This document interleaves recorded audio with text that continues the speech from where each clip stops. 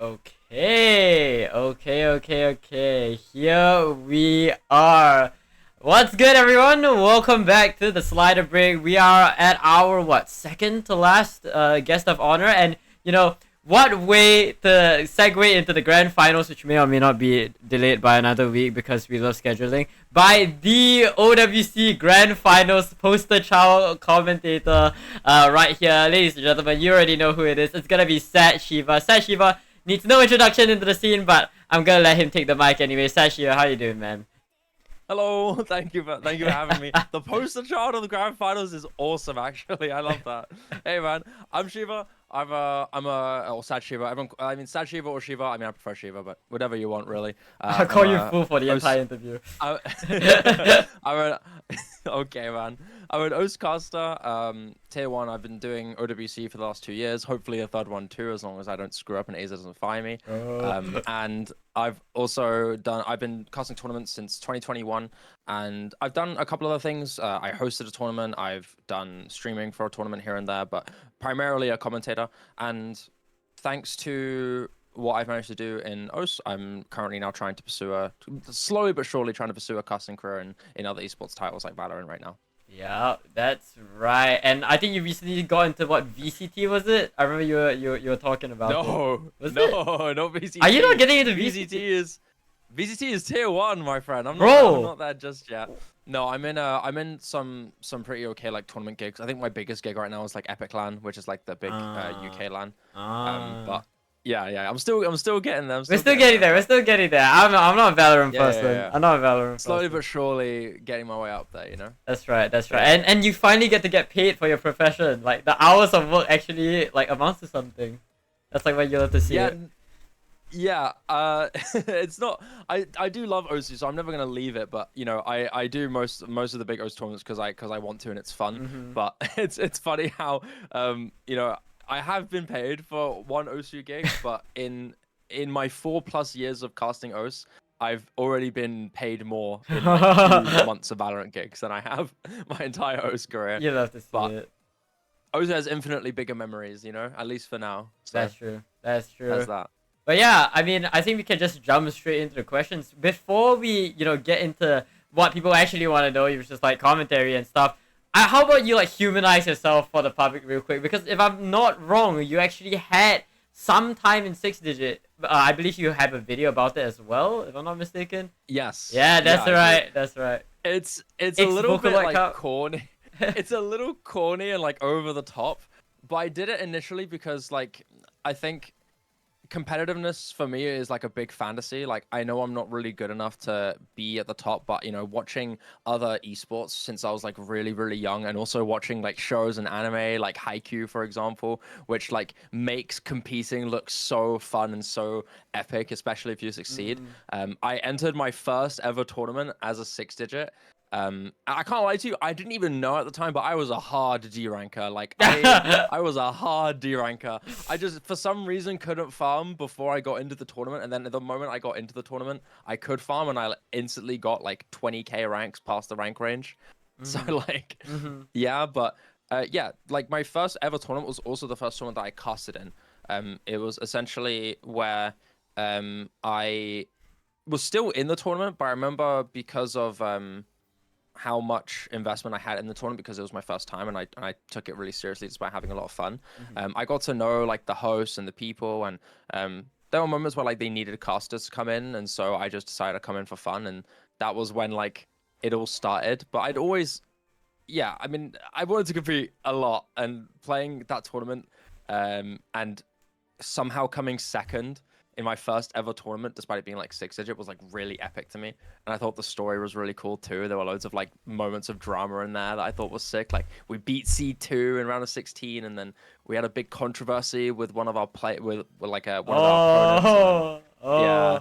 The full package, the full 6-digit package. Yeah. It was fun. No super crazy toxic stuff, but yeah. I mean, I've been playing Osu since what, like 2019 properly. I made my account in 2017, but I played properly in 2019, and it was great. And what was this circuit? Just like to introduce to the audience, for those who don't know. What was For this what, sorry? tournament? What's the tournament that you're talking Oh, about? so it was a 6-digit tournament called OS Lilac Cup. Right. It was in 2021, and it was a little scuffed. It was a little bit scuffed. I mean, Like all I didn't. tournaments were scuffed in 2021, though. Yeah, I mean, I look back there now, and I'm like, yeah, it was scuffed as hell. They used this. They actually reused a map for a different slot in the map pool. So like in round of 32, they used a song called "The Birds." I forgot exactly what diff it was, but it was and then it was a Hard Rock 2 in like round of 16 or round of 32, and then they moved it to a DT3 in grand finals because they couldn't find another DT map, Yeah. which was quite funny. But Yeah. yeah. Before the age of 3 million Tony customs for 6-digit overuse, that's what we had. But yeah.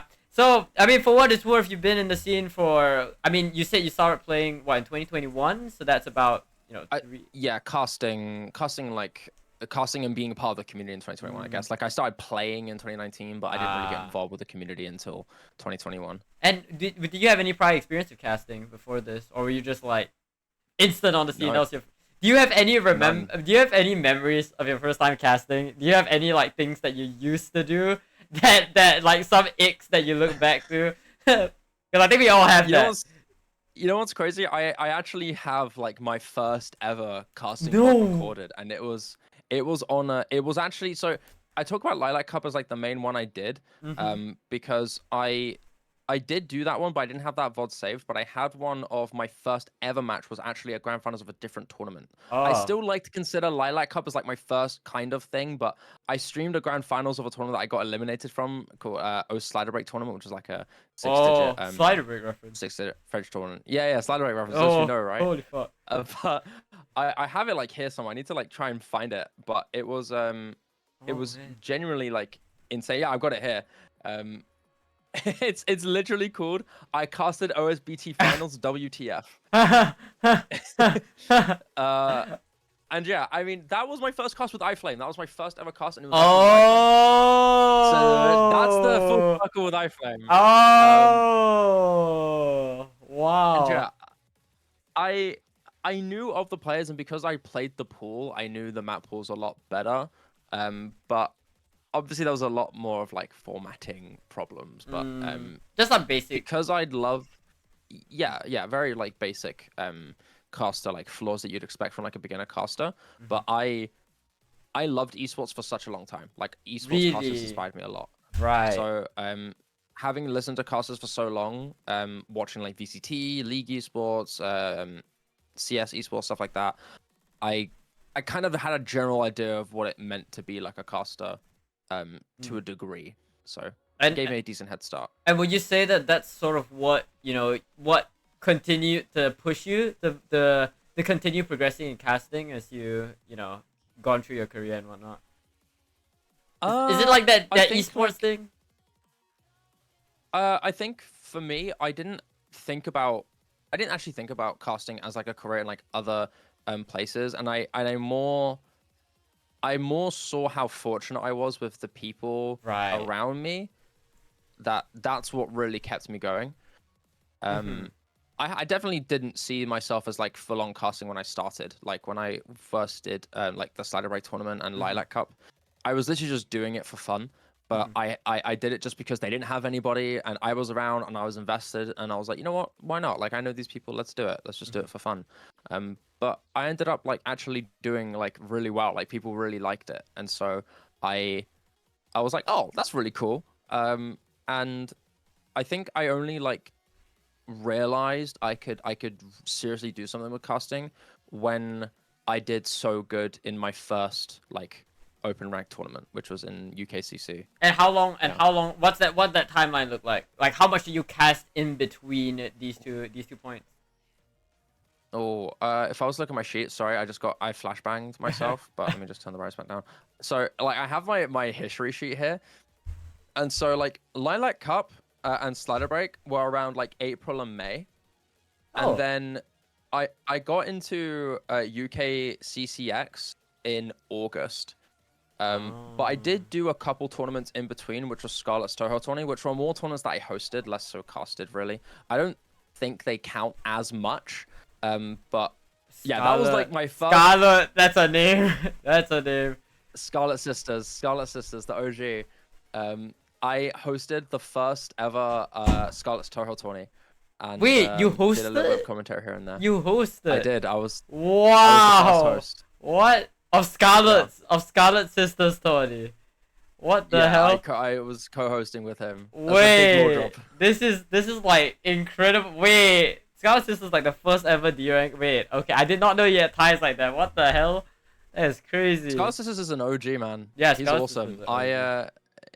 When I did Scarlet's Toho 20, I was like, I ended up learning why I didn't want to host. Like, there's way too much responsibility and way too much focus. I just didn't. It's not my kind of thing. Not my thing. Right. When I did Scarlet's Toho 22 afterwards, I got like really burnt out really quickly. Oh, so I just for decided real? to calm down after that. I see. And you know, you're mentioning a lot of this like this timeline. So what I'm getting is that you sort of joined the scene when COVID started being a thing, like the COVID boom, and then tournaments becoming super popular.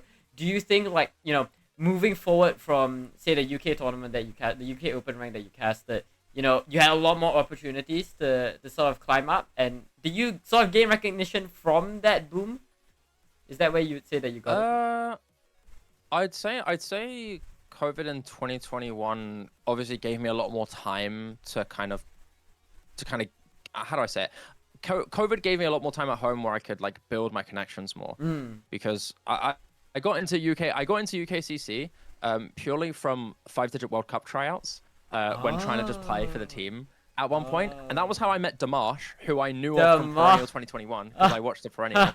And through Dimash, like, I asked him like, hey, I think he mentioned UKCC. I don't actually remember exactly what happened, but I remember him saying something about UKCC happening soon, or I already knew of it happening. I asked him during like tryouts while we were just hanging out during tryouts, and I said, I'm like, hey, like, you know, I'd love to try and commentate for UKCC 10 and just give it a try. It seems really fun, and I want to do something for the UK, so why not? And he was like, yeah, go for it, bro. Like, I saw your buzz, you seem all right, so let's go. And then that was when like it really started quickly, you know. Like after that, I felt like I speed ran a little bit. And was there any points in your career where you were like, oh, I want to try to possibly improve and whatnot? And, you know, how did that look like?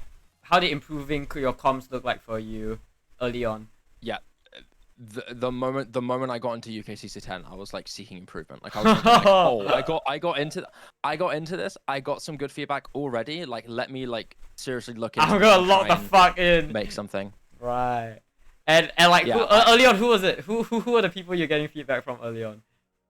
So, obviously Dimash was one person. I was co-casting with someone called Lapis, who's a really old UK name. I don't think he's around the community as often now. I think he's like stuck playing Final Fantasy or League of Legends or something. God damn it, we lost another one.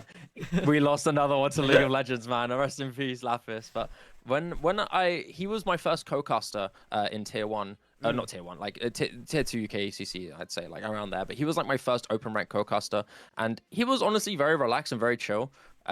But he was also really supportive, and we hit it off really quickly. Like we got along really well with our casting, and so we were just the duo of that tournament. We just did almost every single cast together, and we ended up, you know, at the time having like a huge privilege of being able to cast with Doomsday as well. Doomsday was somebody who I really looked up to, obviously. Right? Doomsday is an icon, and so when me and Lapis had the amazing chance to try cast with him for the UKCCX Grand Final, like we tried to make the most of it, and I think Doomsday and Dimash like noticed that and appreciated it.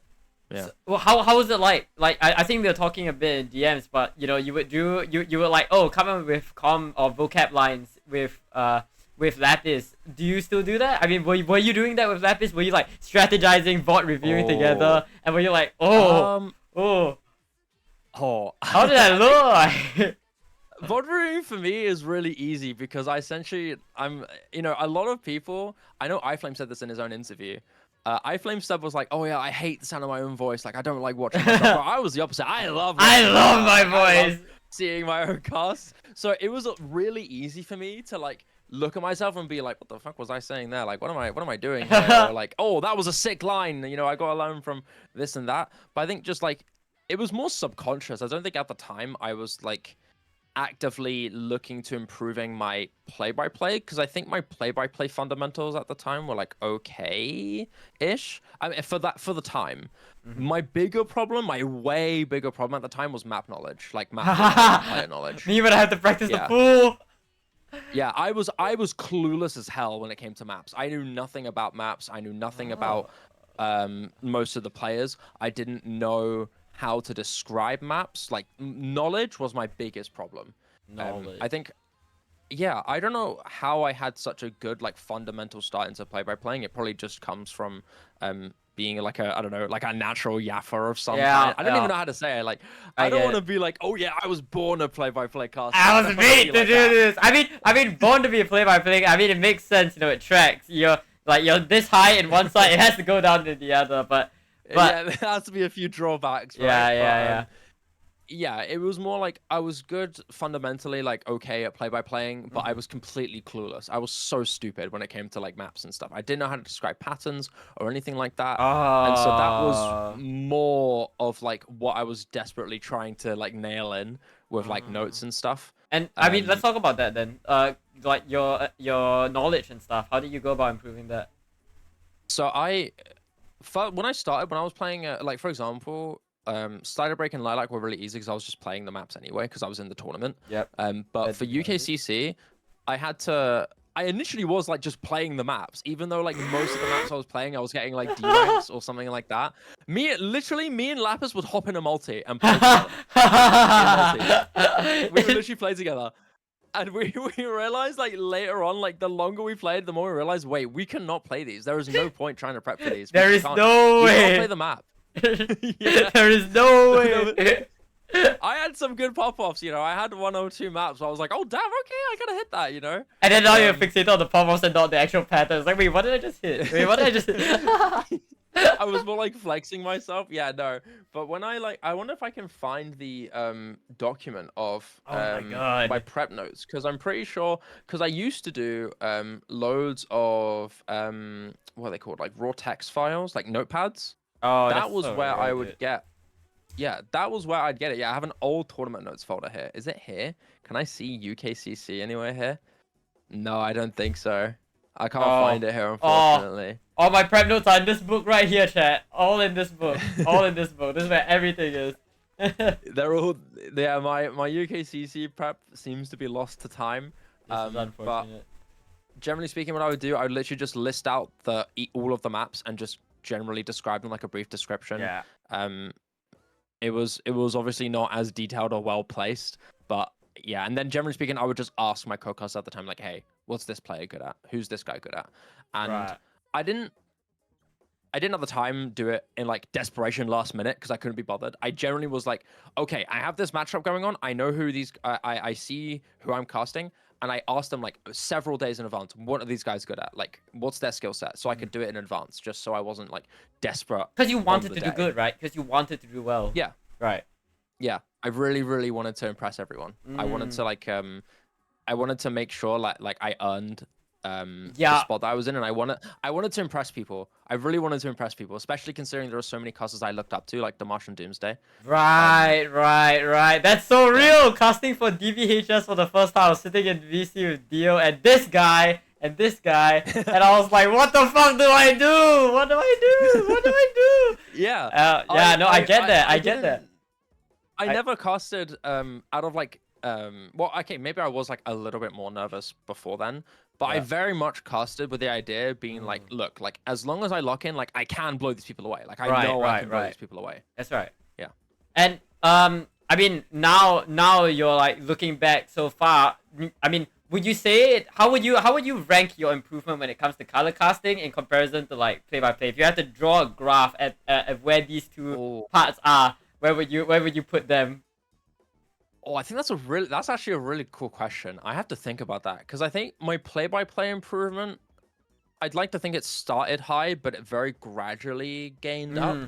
You know, between 2021 and 2023, I was very much like consistently looking at myself and making sure that I could continue getting that flow better and stuff like that. Yeah. And I think just naturally enjoying looking back at myself was the biggest benefit. Like I was really proud of myself. I had a lot of pride in my casting, and I wanted to use the enjoyment that I had watching it as kind of like a way to subconsciously critique myself. Like sometimes I'll look back at like an older cast, like let's say at the time, right? Let's say in like 2022, 2023.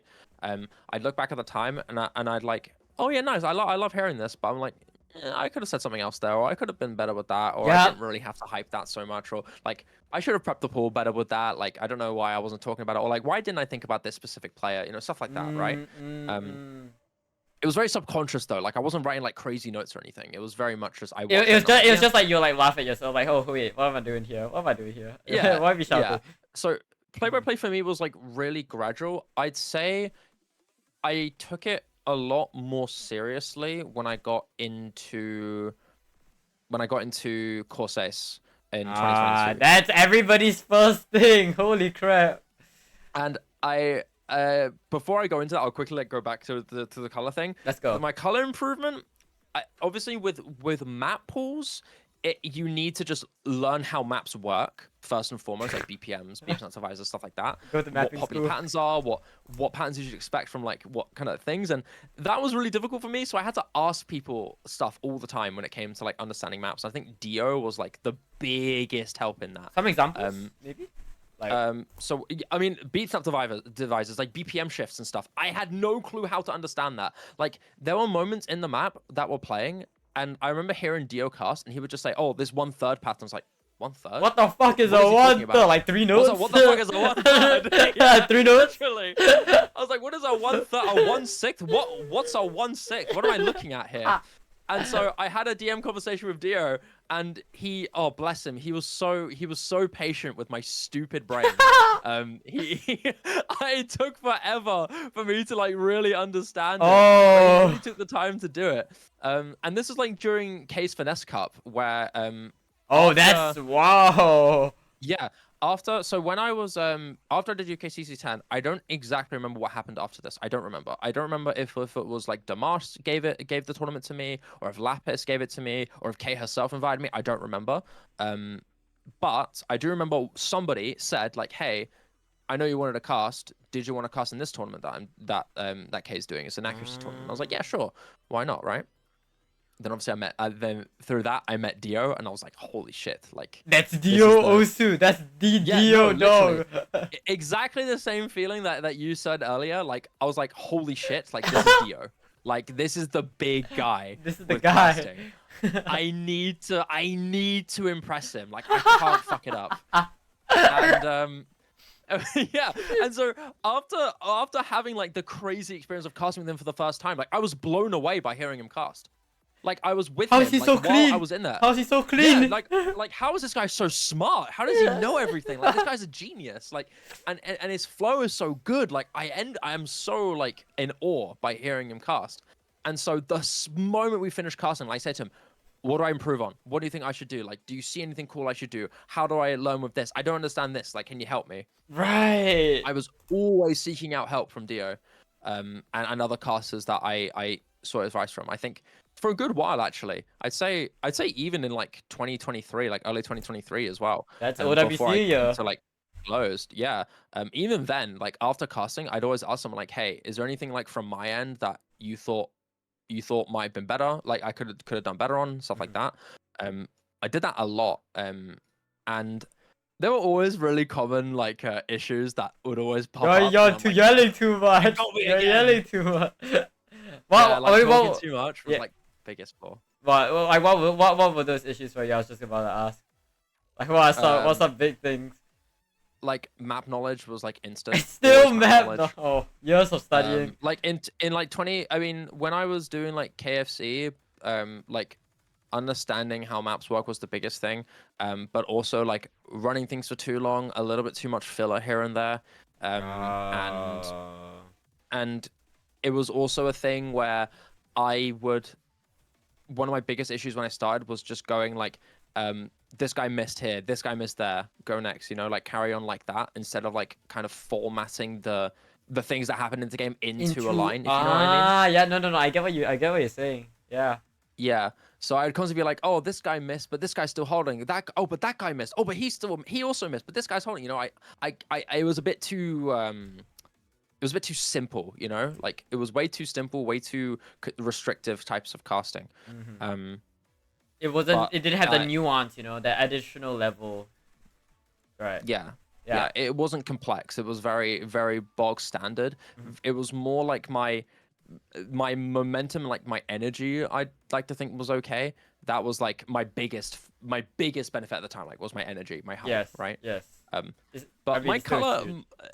my color was so wonky for such a long time. I think it ended up like gaining massively. I'd say around the round table 2 qualifier tournament, I'd like to think, was when like my understanding started getting really up there. But yeah, I have so much to thank for Dio because after KFC, after the first case for Cup, after UKCC, I had like a few rocky moments in my personal life, and I didn't really have as much motivation to cast again. Because you know, once you get to once you get to one point, you want to kind of keep going up to that point or higher. You don't want to go back to any lower That's real. events. So That's true. I did less 6-digit stuff. I did less 5-digit stuff. You were still doing 6-digit stuff in 2022? No, not really. Wait, not what? Really. like it was more like after I did UKCC, I was like, okay, finally another open mic tournament, you know? Yeah. No, I wanted to that keep makes a lot going of higher sense. and higher. Yeah. Especially knowing that people that I looked up to and wanted to impress like were there. in those tournaments. It's like you're not gonna get anywhere like just if you do it below, so you feel pressured. Yeah, okay. Yeah. That's real. Keep on the grind, you know? Keep climbing, getting up there, you know? That's real. That's real. But on a complete win. Oh, sorry. Go on. What are you gonna say? No, I was just gonna ask, like, now that you casted OWC Grands twice, I think Dio said like casting OWC Grands is one of the things you want to do, and you've already done that. So would you say that you still have that want to push up? And if so, where are you pushing to? Where are we going? There are. I think when you get to OWC, I think what's great about OWC is that there is like a special kind of honor doing OWC. That's true. I've had like a couple people like in the past were like, oh yeah, I used to be paid for doing this and now I don't want to do it anymore or something like that. And for me, like the OS World Cup is like the biggest privilege to do, and there are so much more interesting, rich storyline stuff and history with the tournament that any stage is entertaining, and it's a huge honor to be able to do big matches and essentially be like the voice for the team's stories, and I think that's really, really cool. Right, it's the longest standing series as well, so yeah. Yeah, and OWC is the biggest event of the year by an absolute mile. You know, you know, it's not like in a community tournament where only the particular community people are there. You also have loads of new people watching and people who don't know much about OSU and are there to support their country. Yeah. And it's amazing. It's awesome. Like doing OSU is amazing. Like if I become successful in Valorant over the next few years, I want to try and do as many World Cups as possible until I can't anymore, until I'm too busy. Right. Now, you know? Right. I want to keep OSU as close to me as possible because I think without OSU, I wouldn't even be close to where I am. Like my life would be in a completely different direction. That's true. I mean, I want to get into Valorant a bit later on, but I'm gonna switch a bit into back into improvement and whatnot.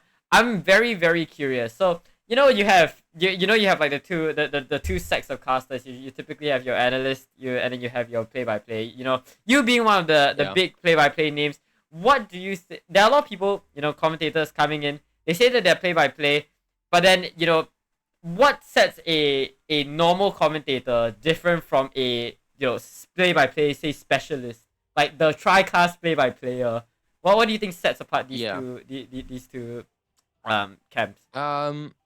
I think the separation between like a normal kind of varied caster and an exclusive play-by-play. Yeah, caster, I'm thinking like if you had it on a line, you had color here, normal here, and then play-by-play here. Like what sets this part different from here? Yeah. I think play-by-plays who are really good at being really good specifically at their roles is primarily energy management and knowing the best moments to strike with their hyping. And on top of that, being able, I think one great trait that I like to credit to good play-by-play casters is able to use the pacing and the type of tone the song is giving you. That's so real. Your vibe. The best thing about OS casting that will be irreplaceable to me when I do other games is how much the songs that you are casting impact your vibe when you're casting. There are like some songs that aren't as interesting, some songs that are absolutely amazing, and if you can harness the energy the song gives you into your casting energy, it's absolutely amazing. And being a good play-by-play and being able to kind of subconsciously recognize that is like a huge like plus trait to have. And it can be difficult. Like sometimes you have to like separate banger from like epic, for example. Like a song can be like super epic but not like really good, and that can be like a little bit of a dichotomy, a bit of a weird conundrum. And vice versa as well. There can be really good songs that are just not hype, for example. You have to be able to still find that difference. It's about the tone and the energy the song is meant to reflect. And this is unique to Osu. It's unique. No other esport can do this. Right. Yeah. That's like one big thing that I think would like separate a good play-by-play from a great play-by-play. And obviously on top of that you have loads of other things like energy management, but one thing that I'll always advise play-by-play casters, any casters, but especially play-by-play casters, is that no matter, this is specifically for Osu, but it's always a good habit to have in other titles as well if you end up going into other titles, is that no matter what role you are, you should always be preparing like you're an analyst, because having that knowledge in the preparation will elevate your diversity in your cast so much more. When there is nothing going on, when everyone's FCing or no one's FCing and everyone's missing, you're going to have nothing to talk about during those PI times or during those times. And that is when your understanding, your much deeper understanding of map knowledge and player knowledge will save your skin so many times. And I noticed there's a big flaw during like my earlier days when I didn't know how to talk about maps and players properly. There were moments where I just couldn't say anything. I couldn't say a thing. It's really hard in 1v1s too. 1v1 tournaments seriously test this, and it makes it a big challenge as a play-by-play caster to be able to fill in gaps when nothing significant is going on. You need to find ways to talk about the map, talk about the players, maybe use that as a source to hype. Being able to find those moments is great, and preparation, super deep preparation, will really help you. And I could like show you examples of prep that I've written down. I have my OWC 2023 Grand Finals notes here.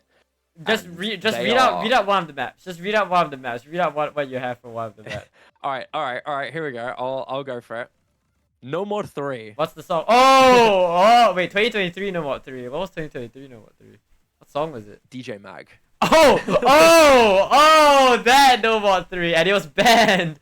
That's funny. Let me give an example. No More 3, and I knew this, by the way. No More 3 : likely banned from USA, and then we go into bullet points. Kill Media EDM Squad, banger. 43 seconds, CS4, AR 9.7. Iconic and absurd ulti-tech aim control, several unique sections. That's the broad notes. Like, that's the TLDR of the map. And then I kind of go down a little bit. I skip one line, and then I write the specific details of the map. I have 1, 2, 3, 4, 5, 6, 7, 8 lines. Okay. 8 lines.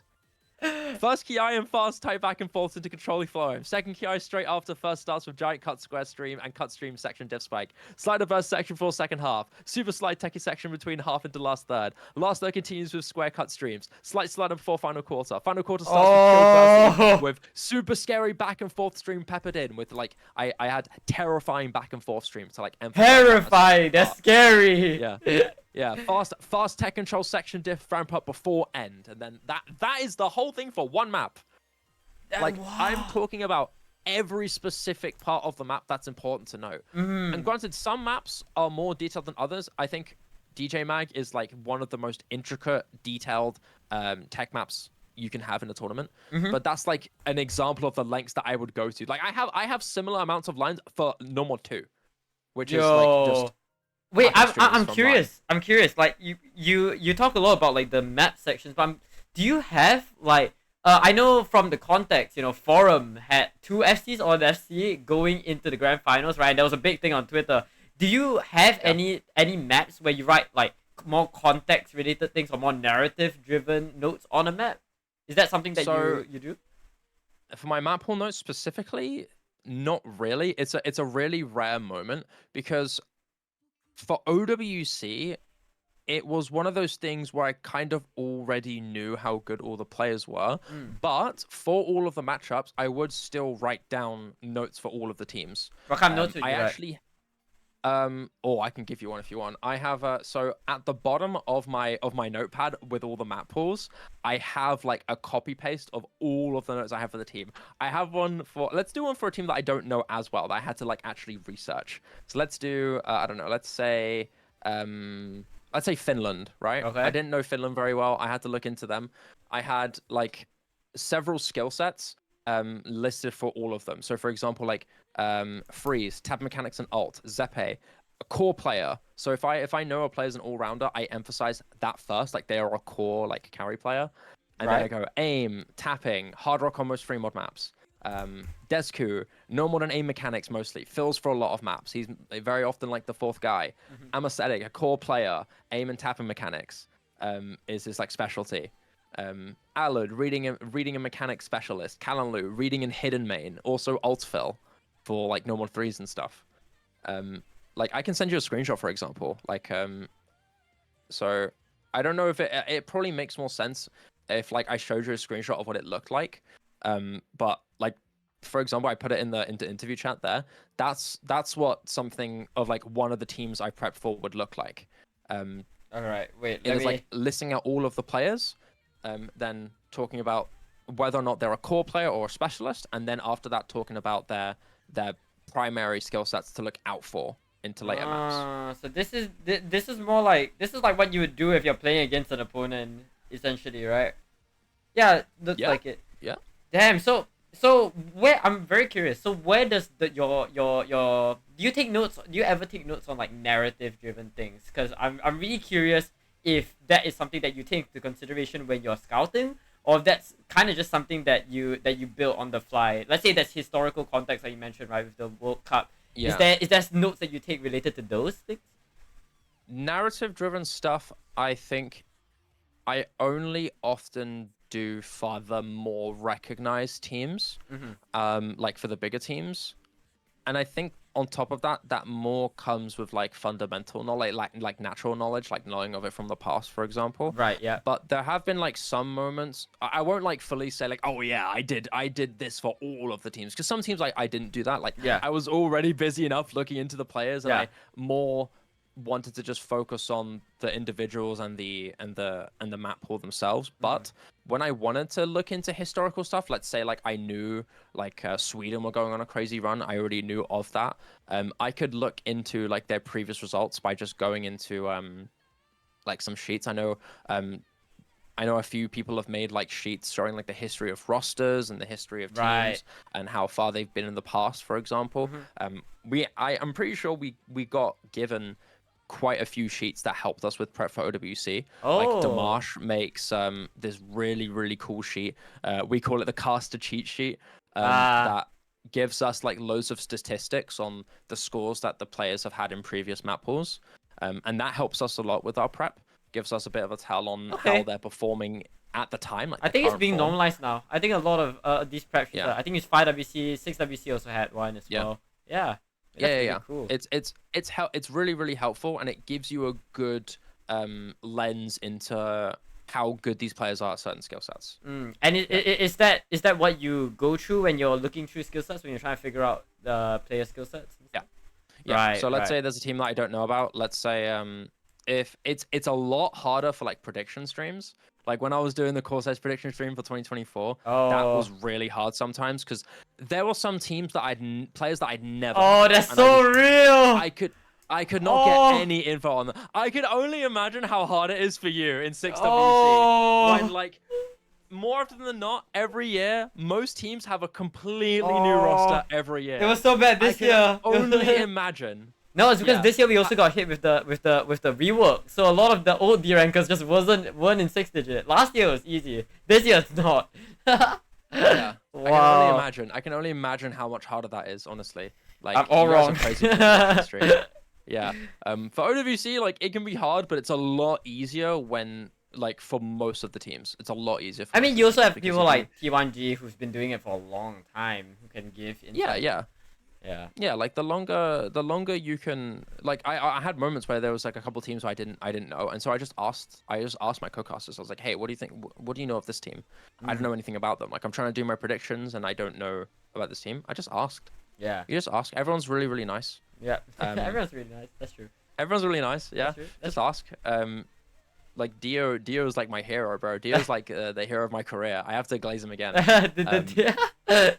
love the Dio glazing. We love the Dio glazing. Holy shit. I have to give like a tiny tangent because I really have to emphasize like, how important this.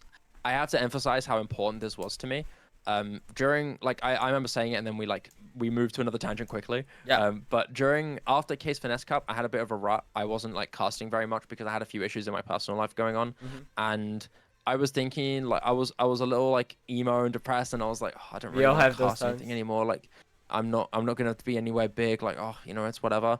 And then randomly on like a July or wait, what day was it? Hold on, I need to. Yeah, on a July's day, a random early July, late May day, I get a DM from Dio. And it's just an invite to Course Ace, like completely. Unprovoked invite to Course Ace. No, like crazy preparation, no like teasers, no meetup, no LAN. Before, just a straight up raw invite to Course Ace, and I was like, "Are you? I can find the DM conversation like right now, bro. Like, bro, we gotta see this. I literally was like, oh, dude, hold on. Oh shit. I'm trying to like find the line that you know, it's insane. Like, I cannot believe. Oh, here, I found it here somewhere. Oh, here it is. Oh, man, I wish I could send links in Twitch chat. Holy, wait, I can pull it up on stream. Just chat. Yeah, like, oh my god, where is it? Where is it? I forgot like the line that I was. No. I said no. It's somewhere here. Like he sent me the invite, and I was like, I got it. I got it here. Oh, we got it, chat. Pause. On the 6th of August, 2022. Oh. A random invite. I hadn't messaged him. I hadn't messaged him for 4 months. I hadn't spoken to him for 4 months. And the last time I messaged him, it was saying like, hey, dude, I just want to appreciate how much you helped me out and vouching to Nick because I managed to get into 3-digit World Cup. Like, I appreciate that. And he congratulated me. And then 4 months later, he just randomly invites me. Yo. I was like, oh my god, are you inviting me to what I think you're inviting me? And he's like, I don't know, am I? And I joined. This guy's not real. This guy's not real. Yeah, and he did oh, this is amazing. And he said like, hey, you're welcome, man. We need more casters. Got to get more people casting the big tournaments or no one's gonna get better. That's what he said. And I was like, I'm glad you and when I read that, I was like, oh my god. I was like, I'm glad you chose me. I'll do my best. But inside you're like, whoa. I ran with it. I can't imagine how that's like. Like, Dio was one of the people that you looked up to, right? That's like your mentor. That's like your mentor. Yeah. Whoa. Whoa. Yeah, like, he's done so many favors for me because before that he vouched to Nick to get me into 3-digit World Cup, to try me for 3-digit World Cup. Right. And I got into 3-digit World Cup thanks to his vouch. Like, I know, because that you know, even now, like when it comes to vouching for stuff, like if it feels like Dio's words are gospel, you know, you like when you hear him, you listen. If Dio says yes, you should. You agree. When he speaks, you listen. You know? And I did that all the time for advice. And he then like, yeah, when he invited me to Course Ace, I saw that as like oh my god, Like he peaked. sees me here. Like I peaked. he knows I can do something, and yeah, I managed to get into it, and I was like, I was amazed, and I managed to pop off. I tried to pop off as much as I can in Open 2022. It wasn't like the best casting for me, like compared to now, for sure. But there were some good moments, like good highlights. So I can't like complain too much. Yeah. I managed to do the I managed to do lower bracket grand final, so that's good, you know. Yeah, I mean we take those, you know. Yeah. And then you ended up okay, but I say that, but it doesn't really matter. You ended up doing crazy stuff afterwards anyway, so. Yeah. You know, after that moment from Quizzes Open, like reinvigorated me and got me to seriously consider like grinding casting. Right. Yeah. Oh my goodness, I wanna pick your brain about like the big leagues after courses, but I'm gonna redirect to the chat a bit, because this is the first time that I've gotten people asking questions to like to the interviewee in chat. So wait, really? Yeah, oh my God. this like the I think the only other time was like Maiji when it was Dio, but it was only Maiji. But this time it's like 2 people. Holy crap! Okay. Hey guys. This is Maiji's question.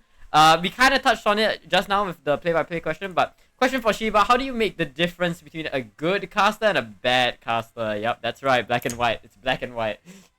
Oh, between a good caster and a bad caster,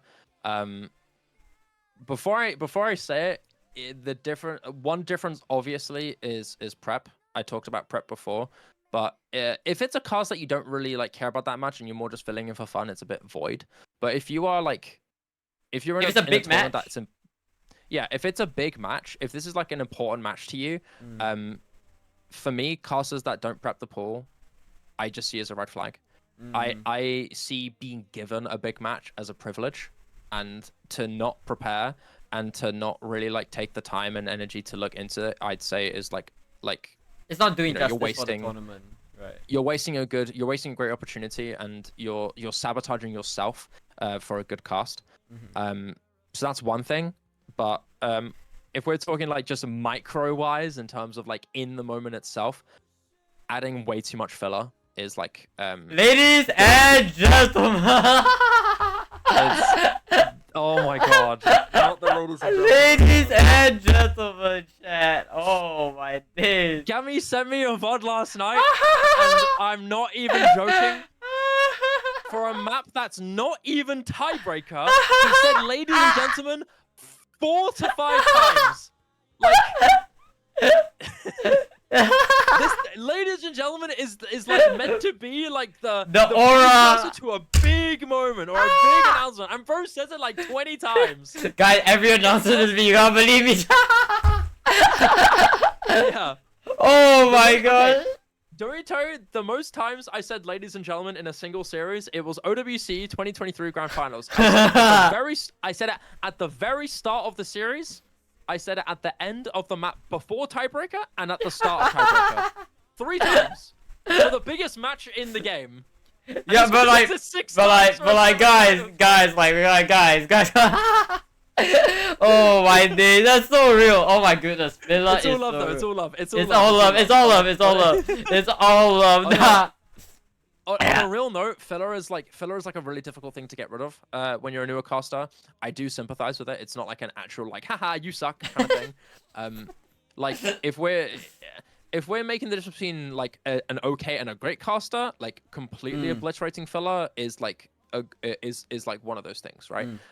But if we're talking like an okay caster and a bad caster, I mean professionalism is another thing. Like just not, you know, if you're not being professional, if you're just kind of sitting there just talking, that's not casting. So like guys, you wanna hear about like this tea, this coffee that I got today, you know? Yeah, something like that. Or I don't know, like let's say you're barely talking and then someone misses and you're like, oh, that's a miss from this guy, and then silence.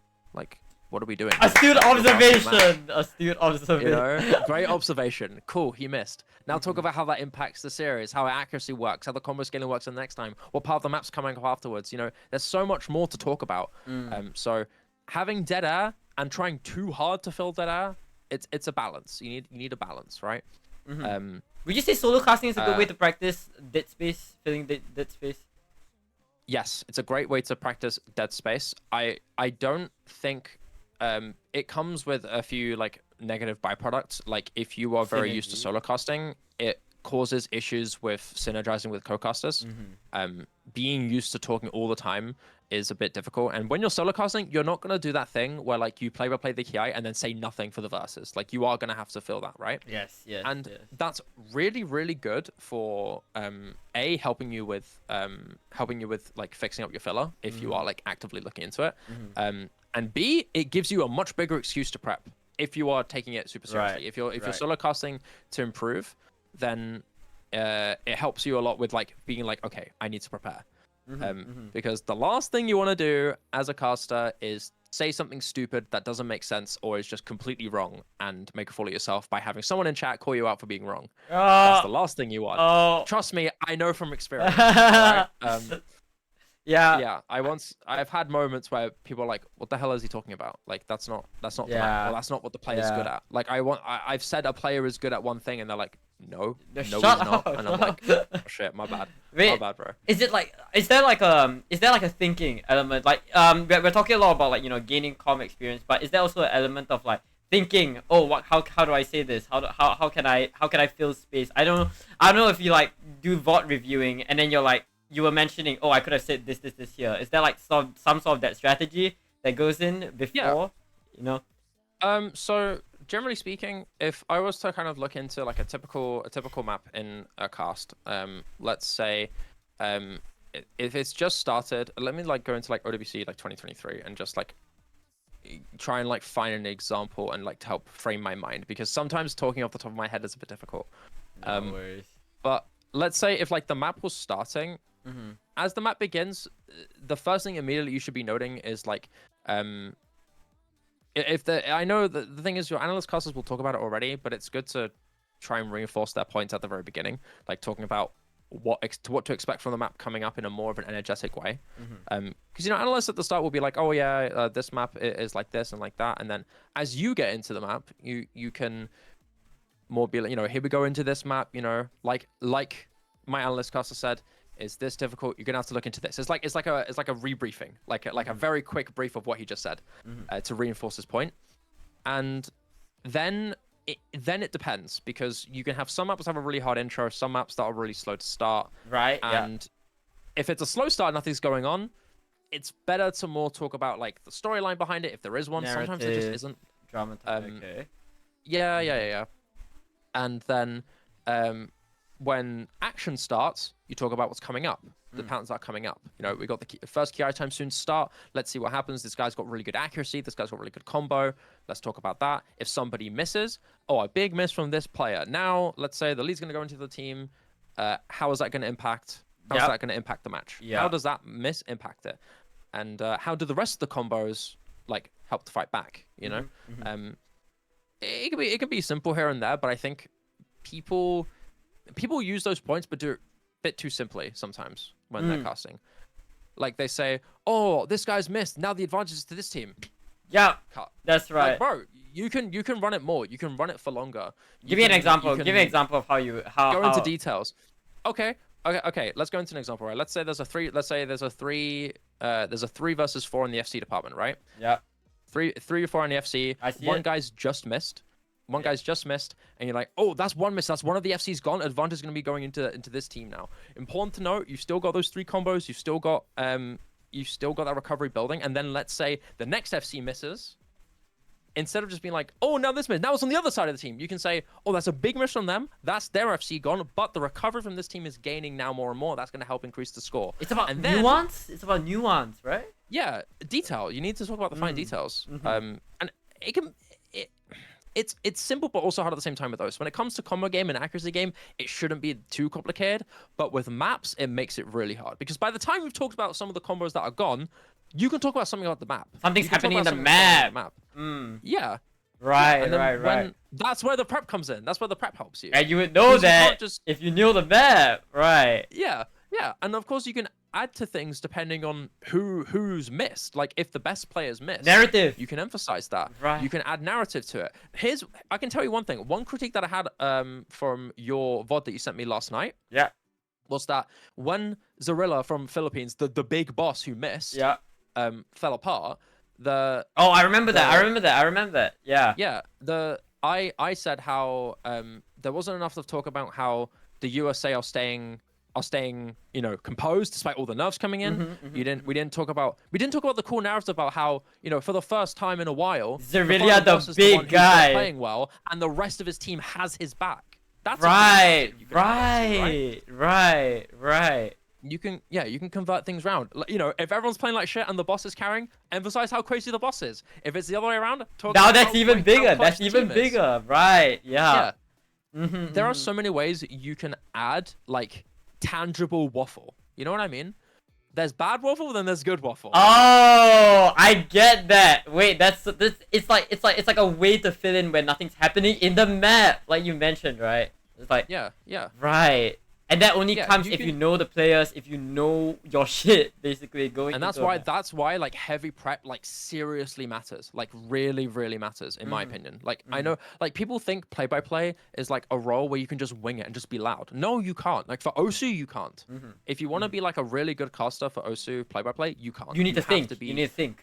Yeah, you need to really think because the sections in the maps are gonna really be important. And I know it's a lot easier to say for a caster who is regularly seeing people play 8 stars and really complex like 7 stars and stuff like that. It's harder for lower level, and I don't like blame you. Like it's not really much that you can do when it comes to talking about the maps, because the lower level the maps, the harder it is to really like talk about the fine details. True. Even in like OWC, there are some no mod ones where you just have to say more jumps coming up, more difficult jumps coming in. That's the best you can do, and that's the best you can do. Yeah. You know what I mean? Anything else, you're just waffling. Yeah, but I think like I'd like to think I'm a big waffler, but I think I'm one of the best wafflers in the West. There are some wafflers and casters. There are some casters that waffle really badly. Do you want me to tell you one of my least favorite sayings? I really hate it when I hear casters say this, because I know exactly when it's waffle. When they say, "Oh yeah, let's wait and see. I can't wait to see what these two teams are going to do." Okay. Yeah, let's get into it. I can't wait. Oh yeah, let's wait and see. I can't wait to wait and see. Like that's filler to me. And I hear it all the time, and they're like, "Oh, you can talk about so much more." Right. It's like finding more unique ways to send off the mic as well, right? And yeah, exactly. I think I guess this ties in pretty well with what Willem is trying to say. Willem is like what Lapis probably was to you back in the day to me, like my go-to analyst class. How he has two things. How do you have any advice for actually incorporating these sorts of time-sensitive map-based notes, for example, your map sections and whatnot? Number one, how do you actually time them? Is it just listening to the song a lot and practicing? And how do you actually expand on short map-based bullet points into like a full-fledged sentence, a full-fledged commentary? So for me, it's very specific to me. I generally look at the pi timer and essentially say, so let's say, for example, it's really easy to tell when key items are happening and when like diff spikes are happening, because generally speaking they're very distinct parts of the song, so that you don't really need to focus detailing too much. Like as long as you know there's a key time, you can just talk about when the key is happening. And with the guitar solo section, you should be able to prep enough to know what the guitar solo section or when that is. But actually maybe I'm trolling a little bit there. Actually, maybe more or less you can talk about like periods of the map in terms of like fractions, right? So I like to say there's a big, let's say, in this map, there's a big diff spike at the halfway mark. Halfway through. So when you see that pie being half full, then you're like, okay, it's coming up soon, you know? And if you don't see it straight away, let's say you're a little bit inaccurate with your notes, that's okay. You can just say, we're soon going to be going into it. And that's important to note. You've got some difficult patterns soon to be coming up. These combos are really important. If these go down, it's going to really matter. You can talk about the stakes that come with the difficult pattern coming in. How impactful that next pattern is going to be for the players, if it's not already up there, right? And then your co-cast can pick it up from when the KI actually begins, right? Yeah, and you can talk about the details of that map too. You know, you don't have to just say, "Oh, we're getting into the guitar solo section soon." You can say, "Oh, we're going into the guitar solo section soon. It's going to have some really difficult space streams, or some really fast mechanical streams, or I don't know, it's going to have some really technical 1/3, or there's a specific 1/3 pattern that might trip up our players." Oh, you know, and then you're seeing like we're eyeing all those big combos as we move into the next KI. yeah, Right. Yeah. When you are watching the maps during like your map or showcase during your prep, you should be looking at which sections in the map are going to be tripping up our players. Which one do you see and you're like, oh, that could be a big miss there, or a lot of players could miss on that, or this KI time, you know, oh, here's the KI time point, here's the KI time. Oh, no one's hitting that slider section, tick. No one's hitting that slider tick. Yeah. Oh, that slider tick might trick. Oh, that's a really tricky 1/3 section. You note that down. You say there's a tricky 1/3 section, and when it happens, and then you look really cool. You look really cool. Right. And when you note them down, think of writing your notes like revising, because more often than not, you're not going to be reading your notes all the time when you're casting. True. Purely the fact that you are writing them down and then reading them back after you've written them down before your cast is more than likely going to be enough. Unless there's a 1 or 2 maps that you forget, fine. Look back at your notes. You've prepped for a reason. You can look back at them. It's about doing the notes. Right. Yeah, about doing the notes, because revising, it's a big thing that I learned with studying, which I never did because I hate studying. So real. But studying at school was like my worst thing. But like, yeah, purely the fact that you wrote them down is going to be in your brain, and that's going to help you. And also on top of that, I mean, if you enjoy the song and enjoy the map, even better, because it's more memorable, and that's going to help. And that's why originals are so good, because good originals we're getting into that. We're getting into that. All right. I mean, you said you wanted to get the originals. You want to do it here, or you want to do it somewhere else? Oh, I don't mind it, because I think I was talking about how Osu was so special, is that like the music enhances so much. And originals, when I know, especially if you're doing 6WC, I can imagine, right, is that you have a lot of pride in your originals. You think they're amazing, right? I think they're fucking. I was watching the Mapple Showcase, the grand final of the Mapple Showcase. Oh, thank you. Some of those originals were like actually like slappers, like the Fremont 3 or Fremont 2. This nose, these nuts. Really cool. These nuts was really good. The Kagatora tiebreaker was cinema, you know. Yeah, we had the waffle that. Really cool. That's right. Yeah. So, and I feel the same way with OWC. Like when I know of this original, I'm like, oh my god, it's an OS original! I'm so privileged. We're casting an OS original. Yeah. Oh my god. And more often than not, everyone cooks because people bloody love originals, right? Yeah. And so true. the songs are always going to be enjoyable to listen to. They're always going to be unique. Nobody's gonna hate an original. Nobody's gonna hate an original. You do have to make sure you find the balance. You don't want to do too many, otherwise it becomes a little oversaturated. I think like the more originals that come by, the more used to originals we get. So we have to be like, we have to find that balance of keep getting them, but don't get them too often. Otherwise, then it will desaturate itself a little bit. Yeah. That's another story for about tournaments originals now. help you so much with prep. Banger maps and banger songs help you so much with prep. No. What else can we go into? Hold up. Let me see. Did Wilmam have like did he have a second part of his question that I missed? He said more so like, how do you frame that into like a nice good commentary flow and a good commentary sentence, you know? It's mostly that. Okay, so I think you kind of touched on it. I didn't talk about that. Okay, cool. All right. That's good.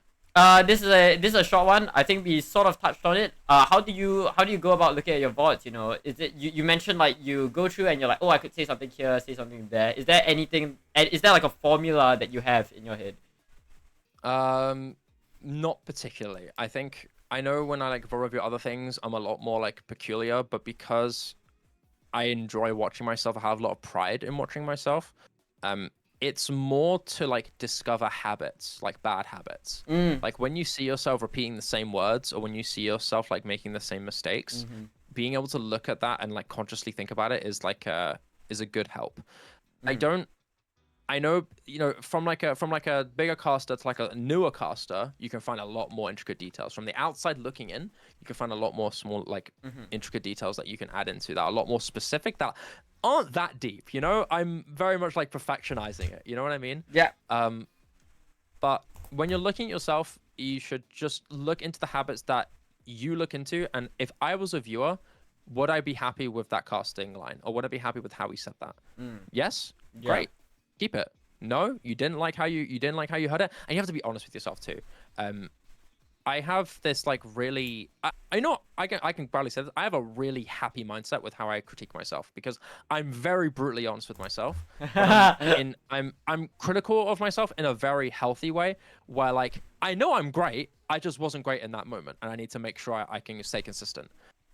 If you can be really honest with yourself and listen back and be like, okay, that was not a good line, or that was not a good flow, or I didn't say that right, or I should have been more careful. Just think about that to yourself, and you can write it down if you want. Write it down. Go for it. I just didn't really do it. I listened to myself so much. It's about thinking about it. You need to think about it first, right? Yeah. I get it.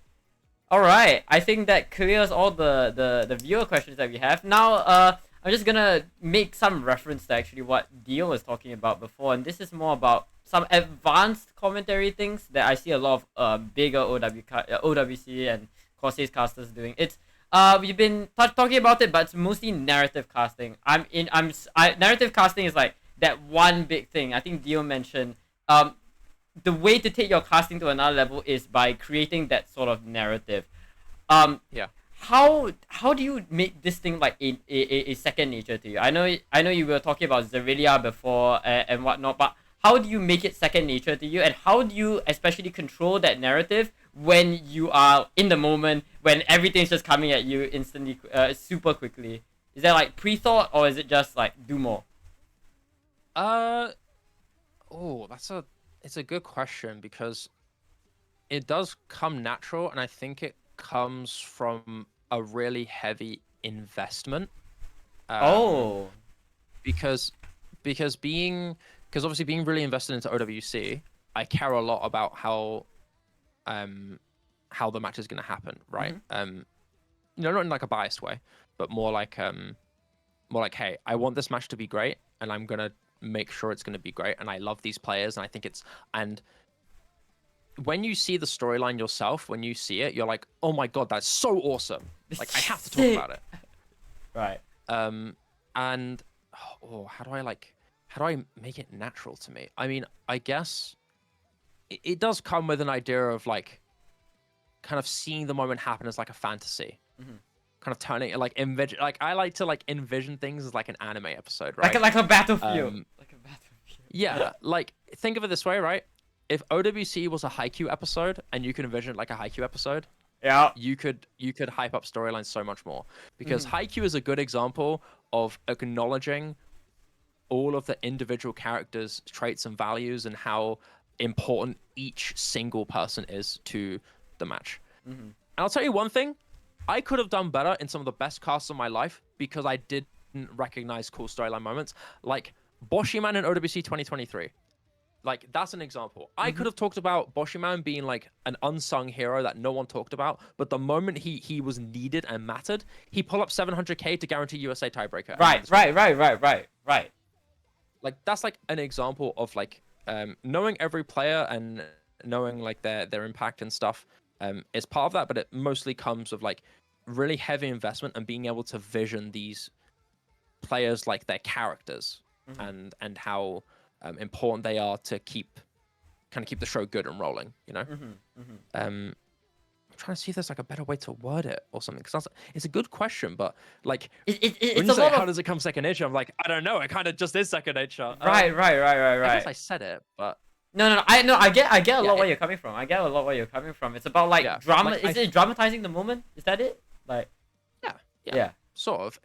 Because for me, like when I know I'm going into it, when I have a big match coming up, I fantasize about it. I'm like, oh my god, like how cool would it be if I got to cast this epic moment, and how would I do it? Let me think about it. And do you? What in this cool scenario? You talk about OWC, but do you do this for like non-OWC tournaments?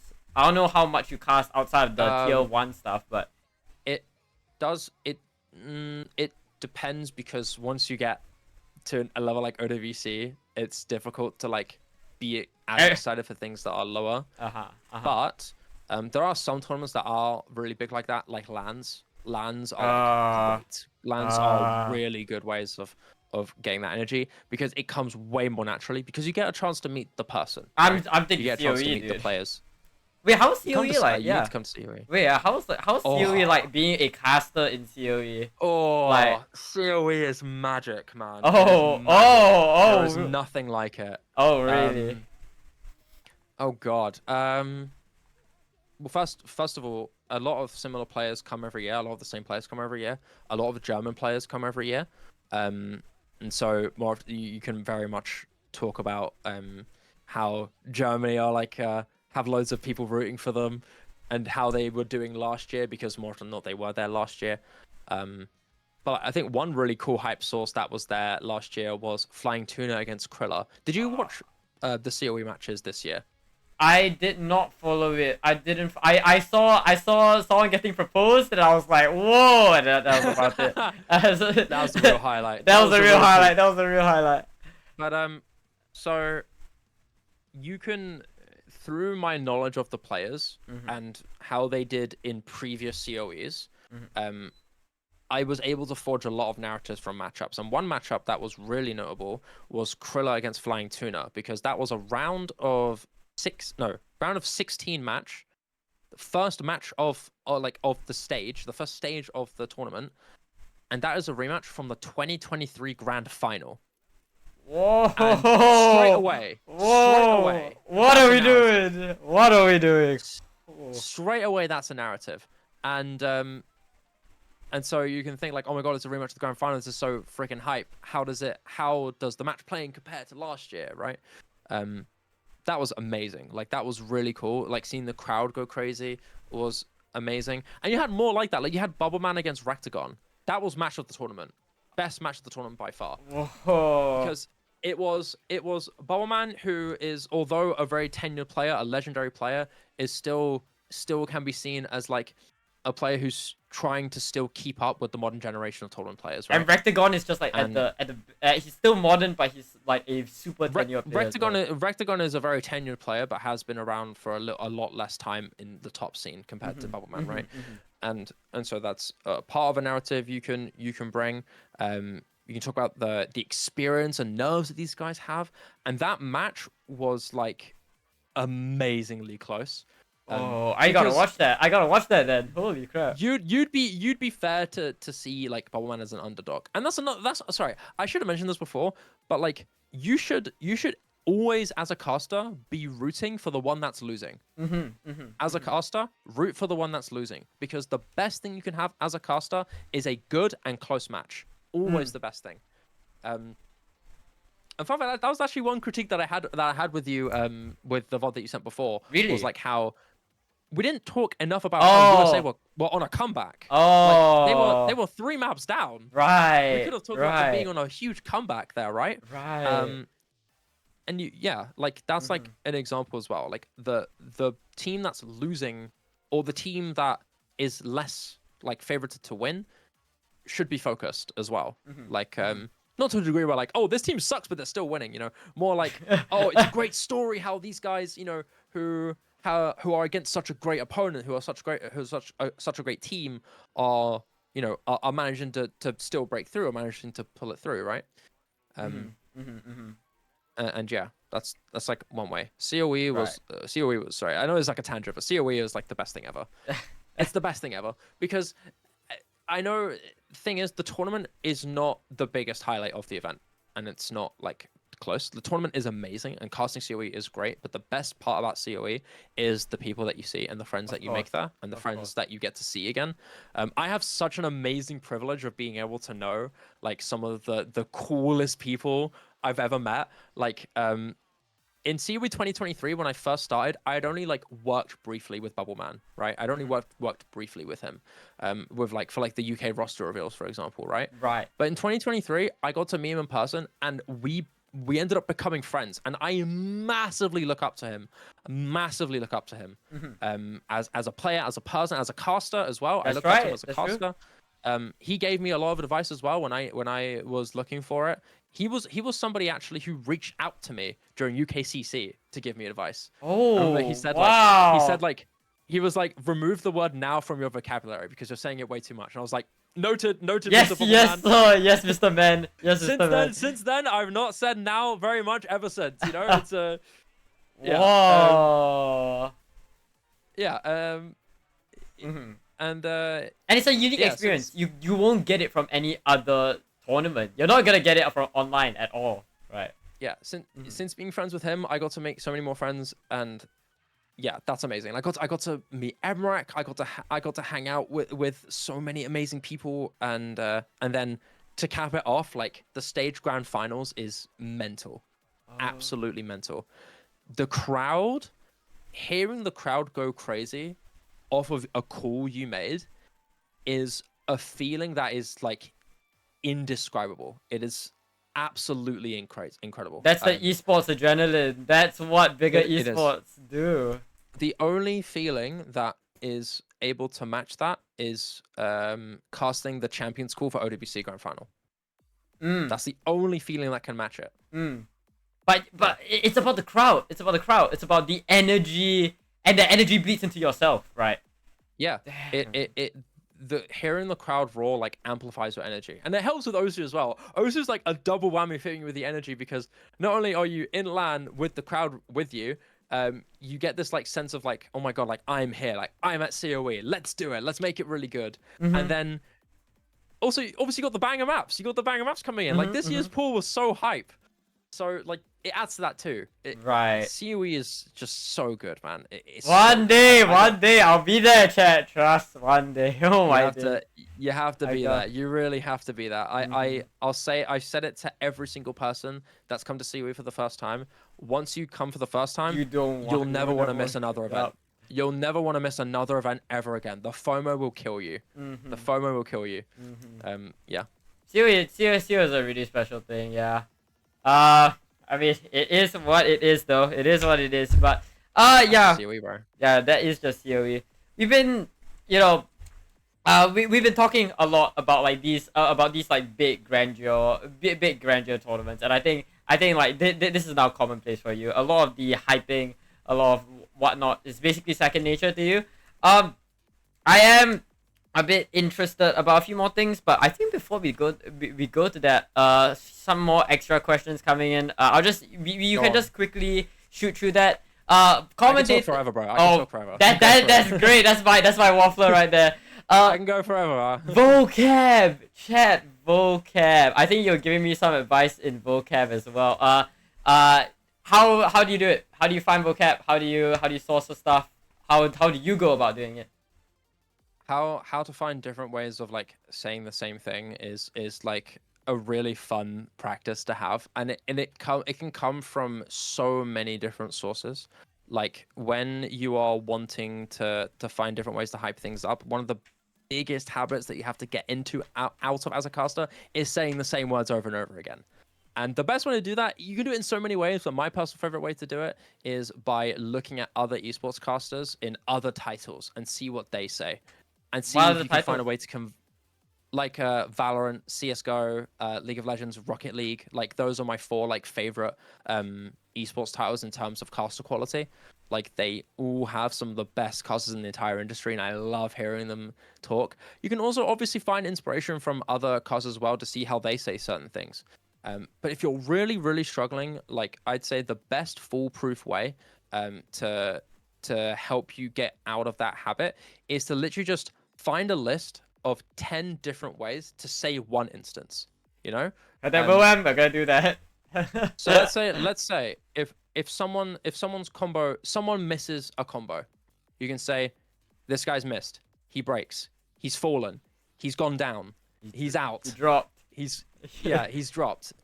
You can say so many ways of saying somebody's missed a map, and then you can expand on that as well. Like, why?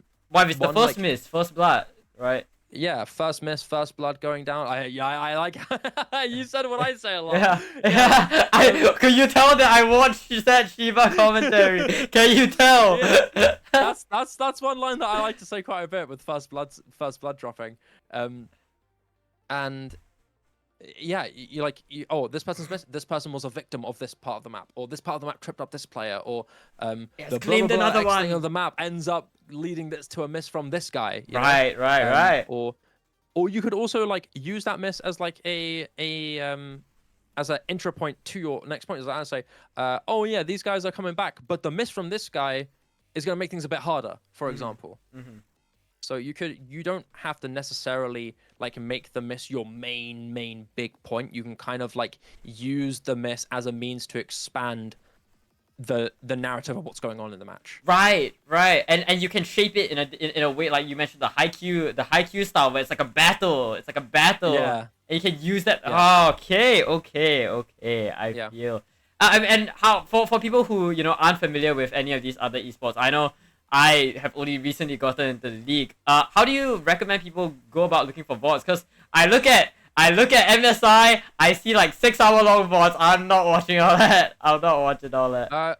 Honestly, you don't have to look at entire VODs. You can just look at like the best moments. Like you can just look at highlights, for example. Oh, right. Worlds 2024 final highlights. I mean, I steal so much shit from League as well. Like even from last MSI where Perry made me watch. Holy crap! Yeah. And you really don't have to like seek out massive moments. Like you can just listen to a few moments here and there, and they'll say something that you're like, oh, I could use that. Oh yeah.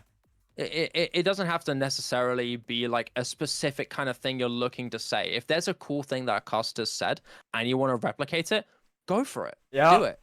Like casting is a type of art form as well. There are like certain rules that you should abide by as a caster. Like some things do need to be followed. It's not as free in some means, but your casting style should be your own art form. And it's the same deal as the way people follow music. Music is always inspired from the ones who did it first. True. And the ways that people still can find great new music is by finding their own ways to twist and combine old things to make it better or to make it work for them. Make it your own. Yeah. Right. Yeah. Don't be like afraid to use really cool lines from old titles that be it you watch casually or you actively look into. I can imagine like loads of people in chat like other video games, like other esports titles, right? So, there are some League players, some Valve players, some Dota, some CS players, like whatever game it is. Some Teamfight Tactics players. If you like, Teamfight Tactics. If you like esports, if you enjoy esports and you want to cast, you're already having such a great head start because you can just watch loads of casters and use them as inspiration. I have been watching esports. Like, okay, I started watching esports since I was like 11 years old. What the hell were you watching at 11? Call of Duty esports. Oh shit! That was the first esport I ever watched. So and then like Pokemon World Championships as well. You watched Pokemon too? Oh my goodness! I do like watching VGC here. Oh wow! Oh wow! Yeah, and you can. Yeah, there are so many. Like, open a thesaurus.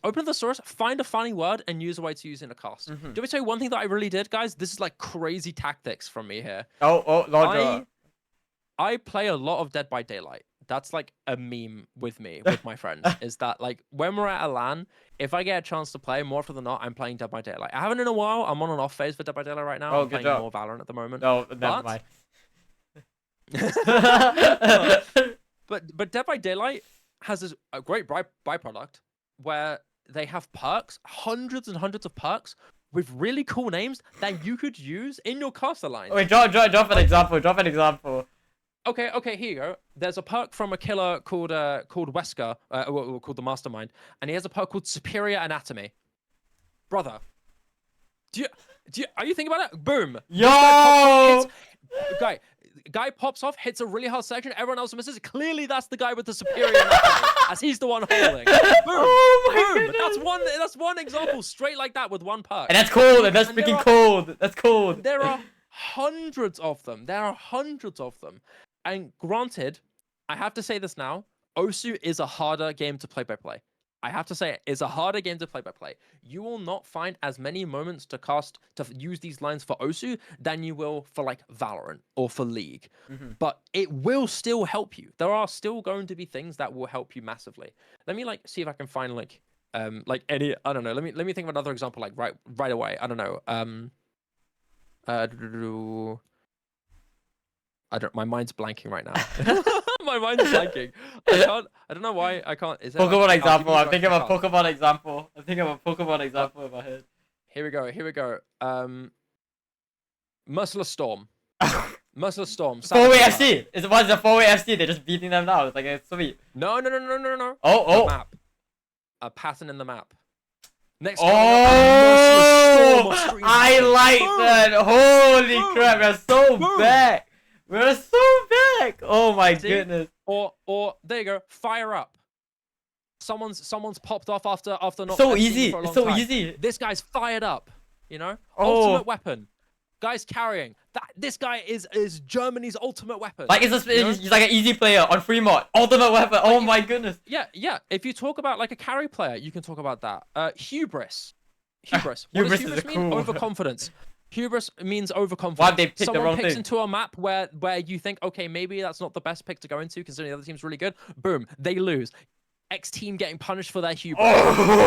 Oh, we're so back. Yeah, and granted, I'm using like a list of stuff right now, but that's what's helped me. Like and when you use them, you're reminded about them, and you can think of them again, and then it becomes a natural part of your vocabulary. Oh, yeah. and then you won't have filler anymore because you have so many tools at your disposal. You have so many things to throw. Yeah. If Right.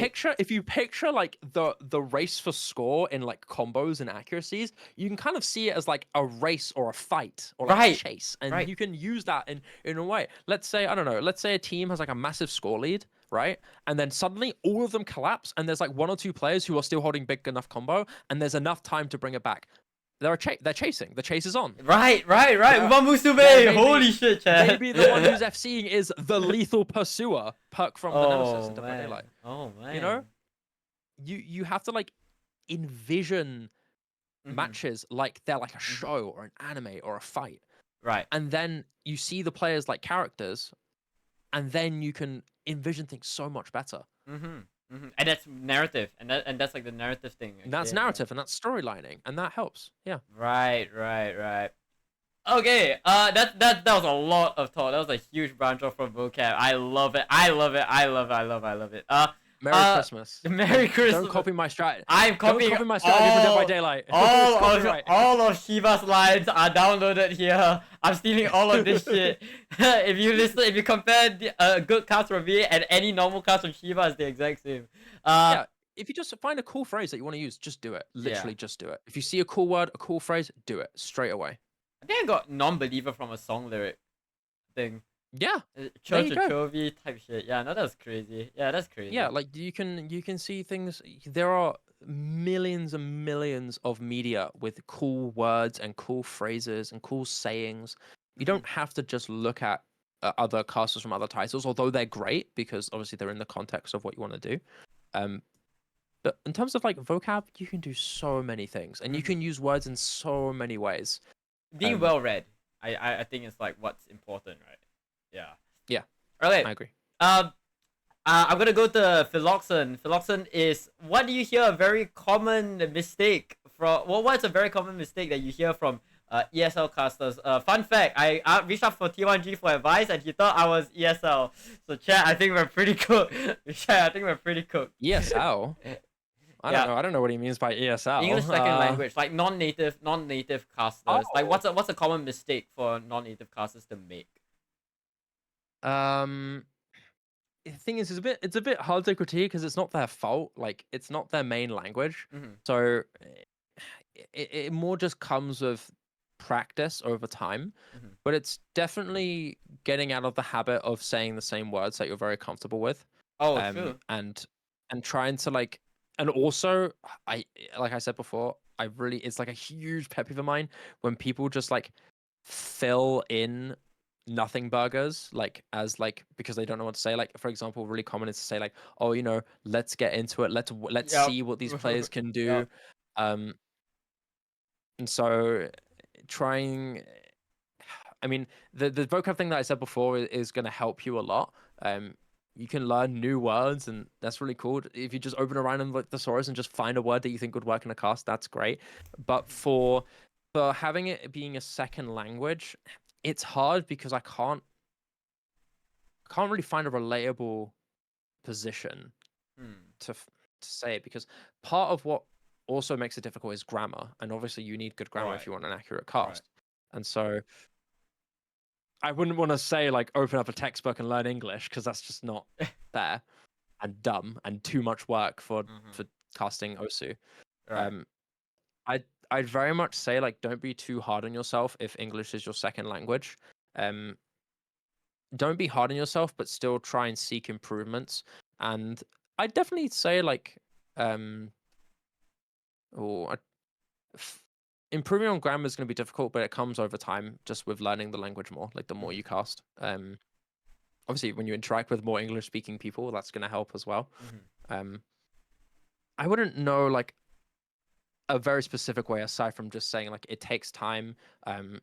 Look critically into yourself, learning which words you're using too much as filler, and find ways to circumvent that by using other ways of saying it.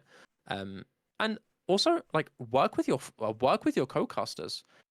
You know, I don't know, let's say if you were going to cast with Gammy soon, you know, why don't you just for fun make a list of ways to say different things. That's true. That will be a fun exercise to do, and that will also like help you gain a better understanding of the language. And I think as well, especially if it's a second language, watching other English casters, be it in Osu or in other titles, will just fundamentally help you. Right. It will just straight up fundamentally help you, because it's a language that you're second to. You know, it would be really dumb and rude and toxic. We'll just get better in English because that's hard. That's hard. That's really, really hard. So I don't blame you, right? Best way to do it, keep listening to English casters, learn their flows, learn the mannerisms, learn the grammar a bit more that way. Take the time to like practice finding other ways to say things. Yeah, I think it's hard if it's not your first language, but you'll get there. Yeah. There are plenty of really, really good casters, really, really good non-primary English speakers who are great at speaking English because they took the time, or it just took a while for them, but it still worked. Yeah. I'm looking at you, Lighton. I'm looking at you. How the hell are you Kazakh? Like the first time I met you, I had no idea that you were from Kazakhstan, so that's insane. Lion's a good example. Lion's a good example. A really good example. He had like a couple errors that like I noticed where like his English like was limiting him a little bit, but he's improved quite a bit now. Yeah, so this guy, it's good to see over time. Can't even tell this man's from Kazakhstan, bro. Oh my god. Yeah, no, me neither. Me neither. When I hear him speak, I never thought he was from Kazakhstan. And then when I hear him speak Kazakh, I'm like, what the heck? I know. I looked at his like staff sheet, and I was like, why is it all in Russian? I'm like, wait, what? Yeah, no. It's like a jab in the brain. Yeah, it is. It is actually a jab in the brain. All right. This interview has been going on for quite some time now, so let's tie everything back. You know, let's go back. Let's contextualize it to the 6-digit scene.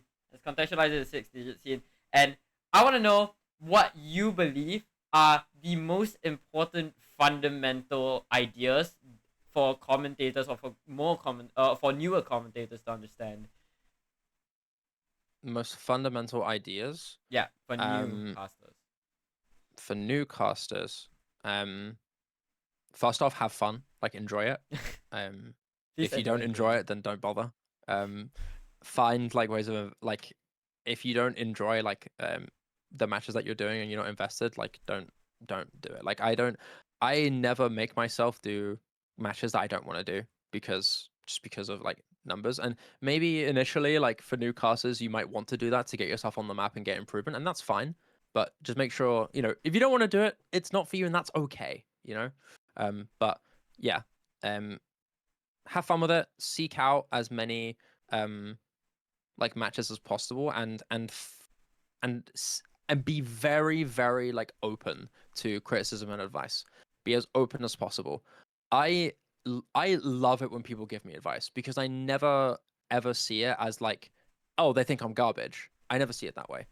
If people call me garbage on like Twitter or something like that, or like on like a YouTube comment, they're just they essentially just mean they don't like my style. Because if they actually had an issue with it, they would have said that the actual issue was, but they didn't. You know. And be very open to criticism, and just like the ones who are there trying to help you with it. So Be If you very get open to that. criticism, you're worthy of that shit. It's because you're worthy of that shit. Yeah. It means that they want to help you, and you're deserving of their advice. So that's a good thing. For a new caster, like fundamentally, like figure out. Obviously, Dio said this in his interview before, and I definitely agree with him. Aside from obviously, like I said before, like seek out as many as possible. Feel free to take your time into discovering your style. I know, like when you very much first start, you kind of feel like you're hybriding between the two, if not maybe doing more play-by-play than not. I think it's very common for most casters to just start by default in play-by-play. But if you realize like, hey, maybe I'm a bit more of a nerd, maybe if you started, like, for example, I know Lighten, when Lighten started commentating, for example, he's a mapper, right? He's a big mapper, and so when he started casting, his biggest trait was map knowledge. The moment like a map was being shown, he was really good at describing what patterns the map was needing, right? And that led him into initially a really good color caster. But he decided, because he eventually over time discovered that he wanted to be play-by-play, and then he switched and went play-by-play. And now not only can he play-by-play, but he can also use that map knowledge to help him with his play-by-play. So yeah, if you discover one style and then realize, oh, you know what, maybe I'm not another style, don't be afraid to switch. Do your own thing, be yourself. The best, most exciting casters are the ones with the most distinct and fun style. Yeah. And I mean, while we're on the topic of style, we've been talking a lot about play-by-play because you are the play-by-play of all time. Yes, but I wanna like talk about color and analyst. What sets apart a color/analyst caster from a hype caster? Because you mentioned, right, hype casters should prepare like an analyst. So if the knowledge gap isn't the thing that's differentiating them, what exactly are very, very good analysts, say like iFlame, doing that typical casters are not? Energy and pacing.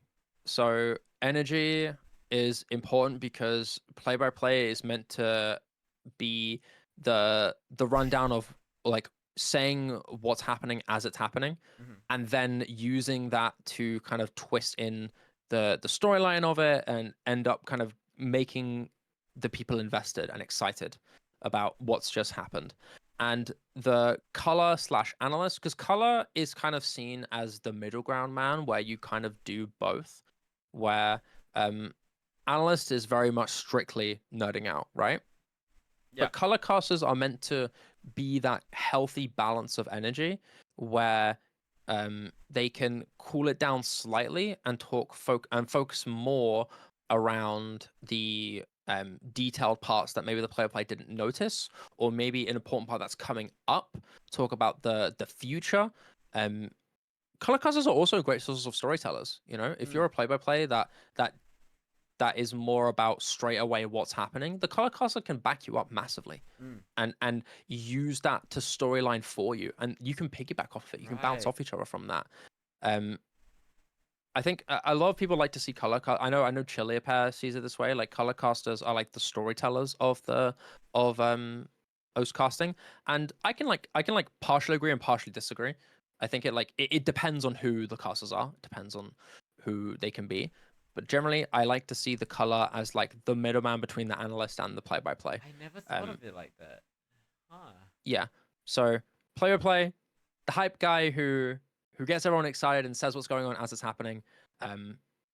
And the color caster is the analyst caster is the big nerdy guy, talks about how the maps are, talks about the stats, talks about the players, talk about what could happen, what should happen, who's important to know into. And then the color caster is a combination of both. More often than not, if you're in a duo, you're gonna be doing a bit of the color casting more than the analyst casting, because obviously you're gonna be talking mid-map, and exciting things might be going on mid-map while you're color casting. And when that happens, energy-wise, you don't have to be the joy killer, the killjoy of the hype. You just don't try to overdo it. Think of it more as like you're keeping it there, but you're cooling it down from its peak slightly, if there was a peak. I'm thinking like what's some good color cast? Like, I'm thinking like T1G, Dio. I'm thinking like a lot of the older names are very, very good at storytelling. I think T1G is really excellent with how he articulates his words and how he expresses things. Mhm. He's also very smart. He knows a lot of things about the players, and he uses that knowledge really well. He's very confident with how he presents his ideas, and I think That's true. that makes him a really fun caster to be with. I also like how honest and authentic he is with the way he casts. Really? I think that's really cool. Wait, elaborate on that. What's that So about? authenticity. This actually can expand to a different to another point about actually, because one like small pet peeve that I have with casters is having this very artificial caster tone. And the more you break out into your own style as a caster, the less common that happens, right? And some really big esports casters still have that issue. Like I know I literally see like tier 1 level, like $1 million esports casters have that issue. And I'm like, oh, you don't have to do that. You can like be a bit more like raw and real with it. Because I don't know, let's say like and we're going into the next map now as we're going into map number 2. Oh no, a big FC. Oh, there's a miss coming through from this guy. Like, that's so artificial. That's not real. I can hear you lying through your voice. People hear it. I can smell you lying. It's trying too hard. It's trying too hard. You are not an auction guy who's doing a football match. Like, you can cast while making your own style and speaking authentically. And authenticity, like the way you speak authentically, does come partially with confidence, and that's okay. Like, you can develop your confidence and kind of have like a placeholder style in a way. But don't trap yourself into that tone thinking that it's like the best way to do it, because it isn't always the best way. Right. It's very audible, and it's a big pet peeve of mine. Like, I really don't like it. Like,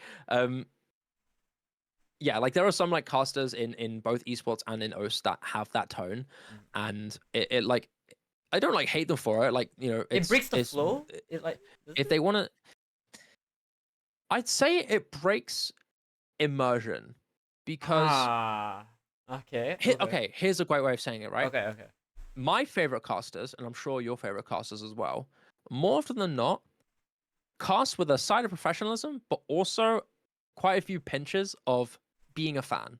Right. If you are casting, think of yourself as a professional fan, relaying everything to the fans. That will help you have this much better mindset, and that will stop you from saying "ladies and gentlemen" 50 times. That will help you a lot. Sorry, Gabby. Sorry. My God. I love you, Gabby. No, I love this. I love it. This is like the equivalent of Bubbleman telling you not to say now. Like, this shit is gonna be like, and I'm gonna be embargoed on this shit from now on. Holy crap! Yeah. No, but that's really, I've never thought of authentic. It's like when you're PvP and you randomly shout, "Oh my God!" when a crazy miss happens outside of your thing, right? Yeah. Whoa. Like, when I did like big hype moments, like during like OWC, for example, I didn't like think like, okay, let me find the ultimate caster way to do it. I didn't like, oh, let me do it my way. Like, let me see how I would react to this. But like, imagine my watch party reaction, but professional. Like, think of it that way. Right. Like,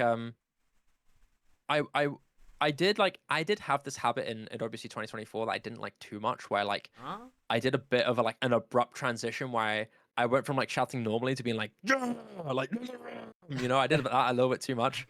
It worked out sometimes. Lead character sound. Lead character sound. Yeah, like that to me was like, okay, maybe that's a little less authentic than it should be. But I'm telling you now, for OWC Grand Finals, it wasn't. Like, I full on like meant it. Like, I was like, it sounded like I was growling, but I was literally just finding a way to like shout as hard as I can without it being like loud and annoying. Because loud doesn't equal funny. You have to find a way to make the loud also epic. Right. Loud doesn't equal epic. You have to find your tone of voice and your what's the way of saying it? Like your pitches, like your pitch of your voice. And it's very nuanced, but you understand what I mean when you listen to like other esports casters. They do the same thing. Like, they shout, but they don't just shout in like an annoying, like ear rapey way. It's like very that's like a controlled. line, right? Yeah. It's very controlled, very intentional.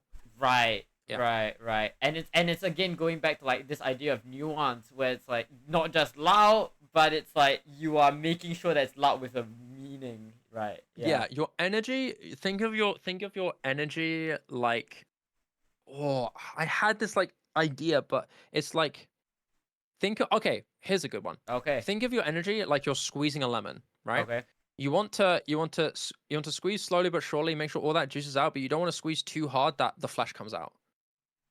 And then let's say when you let go, the juice comes back in, and you go in, juice out, and then out. You know, you want to be like kind of making sure that you don't overdo it, but you have to do it like slowly up and down into like a crescendo, and then it crashes back down again. Right. Maybe that was a really bad analogy. Now I think about it, maybe I'm just terrible at analogies.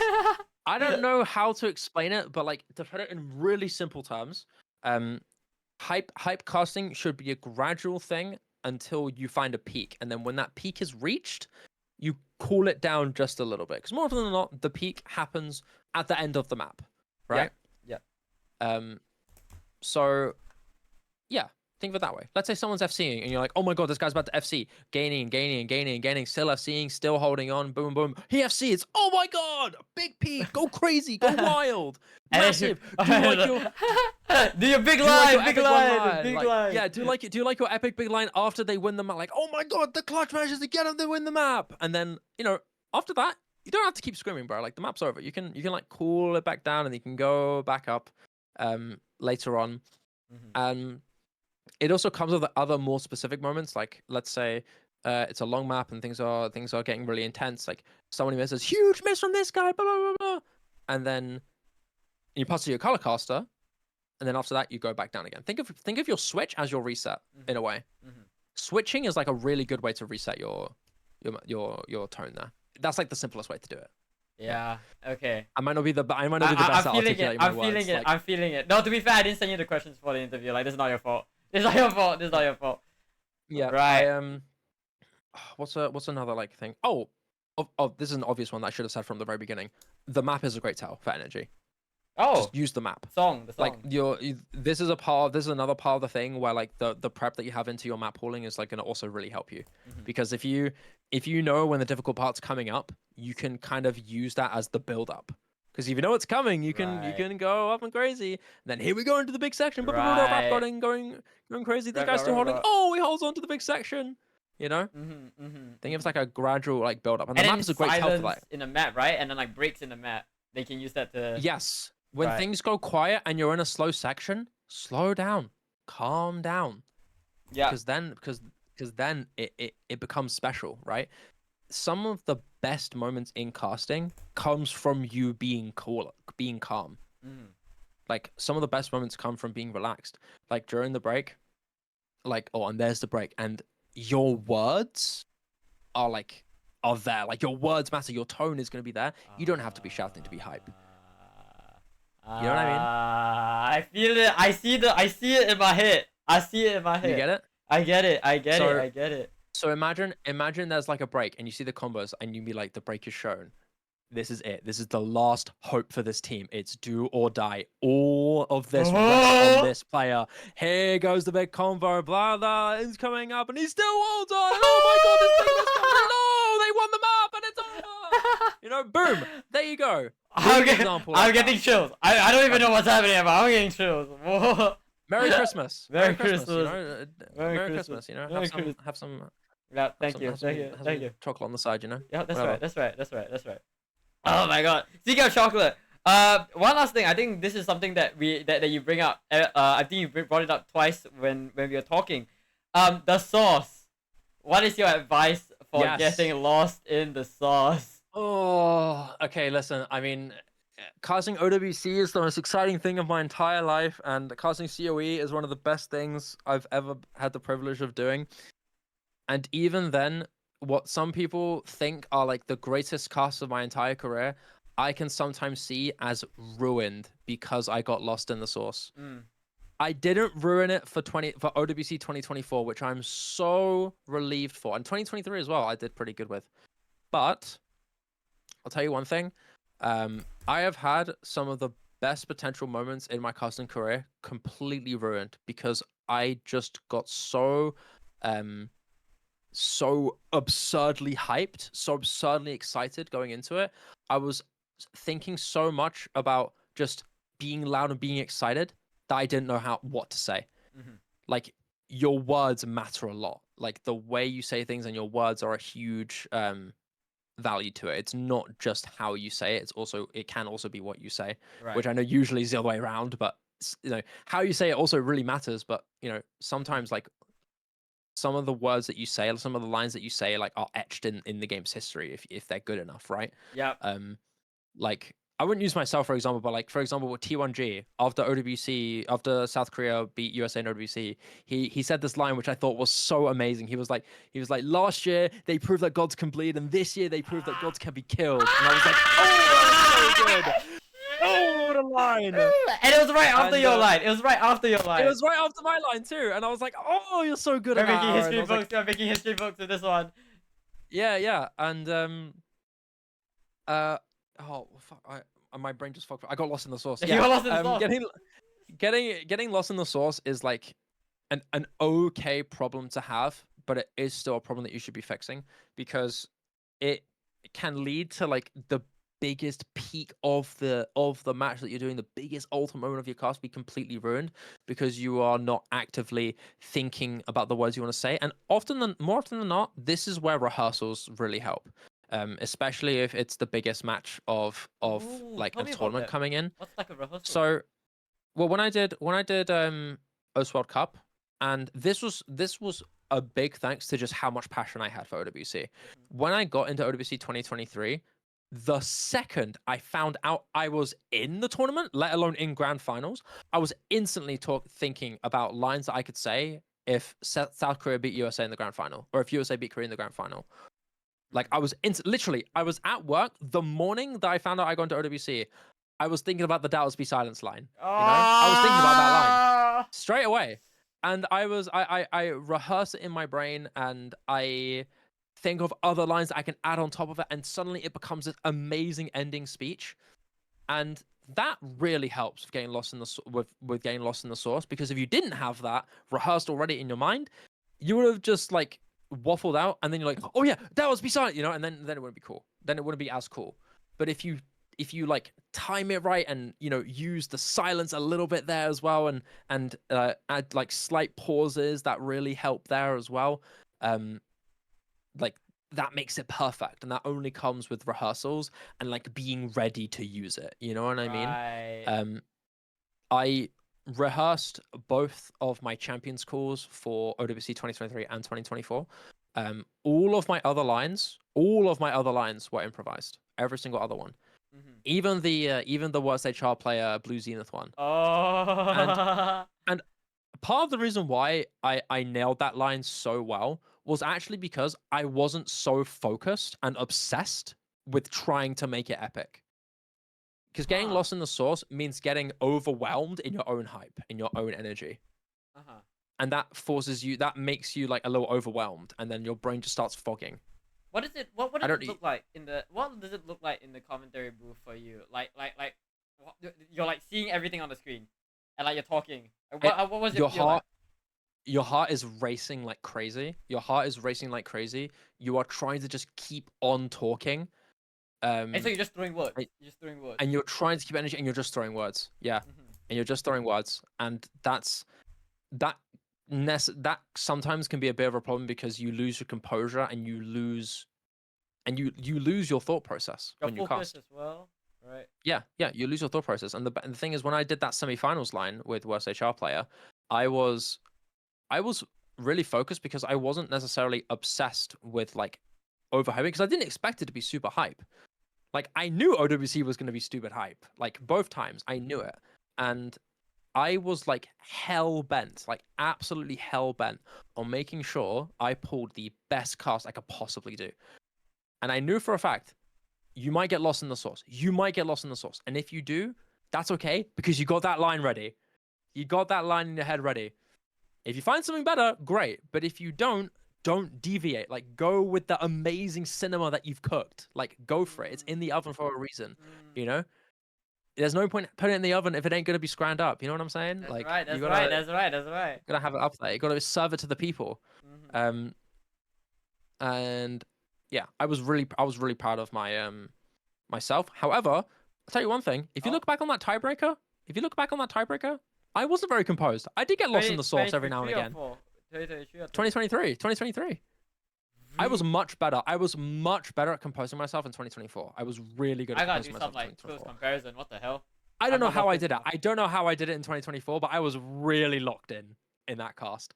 But in 2023, were you like actively? Was there like a mindset where you're like, no, I cannot. No, I need to outrun the sauce. I need to get outrun the sauce. It was no. I don't think it was that. It wasn't that. It wasn't out of like desperation. It wasn't out of panic. It was very much out of like an extreme confidence going into it. Like it's difficult to explain. It's difficult to explain because I essentially was like, I know for a fact, like, I am the best person for this moment. Like, I can make this the most memorable thing in the game's history. What's the way of like, yeah, I mean, it just comes with like immense confidence from me. Like, I don't need to force myself to force any moment. Like, I will have the moment. The moment will be. I don't need to do like, I don't need to go above and beyond to blow everyone away. Yeah. I already am as far as I can be. I'm the best I can be. So I just need to make sure I keep that form and I stay focused. Right. 2023 was the opposite. Well, not in like a bad way where like my casting sucked. It was more like I was so amazingly honored and I was so like your first time, blown away. Right. It was my first time. You have to remember, like, poor little old me. Like, I was grinding so much in 2023 to make sure I got into OWC. And the moment I got into it, I was like, I'm gunning for that grand final. I want that grand final. I didn't like settle. I wasn't like, oh, I got in, I'm so happy, but I'm not gonna get it. I'm still gonna try and maybe impress some people. Yeah, you're like, no, it's just mine. I need this. I went into OWC 2023 with the idea that I'm going to fucking blow everyone away. I'm going to do everything I can to make everyone go fucking crazy over my casting. I'm gonna make sure I do it. And that came with like serious dedication to like keeping the energy and keeping investment and listening to every single second of myself and making sure, okay, we don't do that again, or listening to my co-casters, like, or making sure like my co-casters are okay with how I'm doing it. I always ask, is there anything you think I can improve on with that one? Was there any issues that you saw with the synergy? Was there like anything you thought I could have done better on there? And more often than not, they were too nice to me. They were too nice to me because I look back at myself and I'm like, nah, I could definitely improve on a few moments here and there. But yeah, I went into OWC thinking like, okay, they don't. I'm the new kid on the block.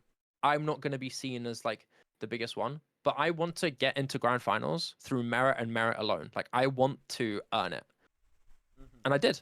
Yeah, in like, fucking did, and you bro, bloody did. In semi-finals, when I did the forum play, so many people in internal were like, "Dude, that was insane." She was like, "You're crazy," and I was like, "Oh my god, thank you, oh my god, I can't believe it. Oh my god, everyone's so nice to me now. Everyone. Well, they were nice to me from the start. They were very nice to me from the start. I was like, oh my god, everyone loves my casting so much, and like, I did so well. Like, I'm so proud of like the fact that I nailed this line, and everyone was so happy to hear it. Like, I was amazed. Like, it was awesome. It was genuinely awesome. And it was so funny because I remember after that I saw like Aza was like, we gotta get this guy in grand final. Like, he has to be in grand final. And I was like, no, you're joking, right? No, you're trolling. Nah. And then you're like, please. Yeah, like, and like in my head I was like, oh my god, please, I need to get in this. Like, I'll be there no matter what. I'll be there no matter what. I put that in my notes when they gave us the availability sheet for OWC grand final. They were like, guys, this is it, grand finals. Give us your availability. Like, tell us when you're free for grand finals. And obviously, usually I would say, fuck that. It's 4 a.m. I'm not doing that. And I was like, it's OWC grand finals. I will be there no matter what. I will destroy my sleep schedule for this match. I don't care. It is the ultimate dream and honor of mine. I would dream of doing it. And you did it. And yeah. You did it. I got it. Twice in a row. So when I got in, I was like, oh my god, like this is the time now. Like I gotta really drive it in. But obviously, during that time, I was so overwhelmed and excited that I got a little lost in the sauce here and there. I'm still proud of myself with how good I did, but I definitely feel like I hit the jackpot a little bit with how well my brain neurons just fired in certain moments. iFlame was saying in the interview that was like after the VOD, apparently you guys were like, that is the best cast you've ever done. Like, yes, yeah. At that time, I think maybe in terms of like raw quality, in terms of like the things I said, the ways I said them, maybe you could see semi-finals between South Korea and Philippines as my best match. Right. But obviously in terms of like raw energy and stakes and the fact that I did it for 5 bloody hours, yeah, that probably was my best cast at the time. Yeah. It probably was my best cast at the time. And all of us were like, dude, we nailed that. Yeah. Shit. We nailed it. Yeah. Yeah. And the best part about it, it's like a thing that is not related to me, is that I don't get nervous. I never get nervous when I do these things. And like everyone's like, oh my god, I'm so nervous, like I'm so scared, whatever. I was like, nah, bro, they're here to see me. I'm here to blow him away. I'm gonna blow him away. This is the confidence you need. This is the Shiba confidence you need. Yeah, casting with the mindset where you're like, yeah, I'm gonna blow him away because I'm the bloody best. Like I'm the bloody best. I'm gonna get there. Not in like a toxic way. Don't ego people, because I'm gonna be better than my co-cast. without the incredible people that helped me get to where I am, I wouldn't even be close. Yeah. Like I have so many people to thank to be where I am. But once I took my chance and I hit the ground running, I'm proud to say I'm bloody good enough and I earned it. And you should have pride in yourself. Like if you earned a spot, you've earned it. Like, be proud of that. Yeah. But yeah, I don't know what else to add with that. I mean, you hit pretty. Getting lost at the source is hard. Yeah. TLDR, getting lost in the source can only be fixed if you stay focused, stay confident, and you pre-write your like big moments, like your champions call. I rehearsed them. I always rehearse them. With COE, I hate to say it, I ruined a couple big tournaments because I got lost in the source. All right. Nobody says it. Nobody says it, but you feel it. Yeah, I'm a lot more critical of myself. People were really nice about it, but for me, I was like, it could have been so much better. See, even the big casts have their even the big casters have their moments.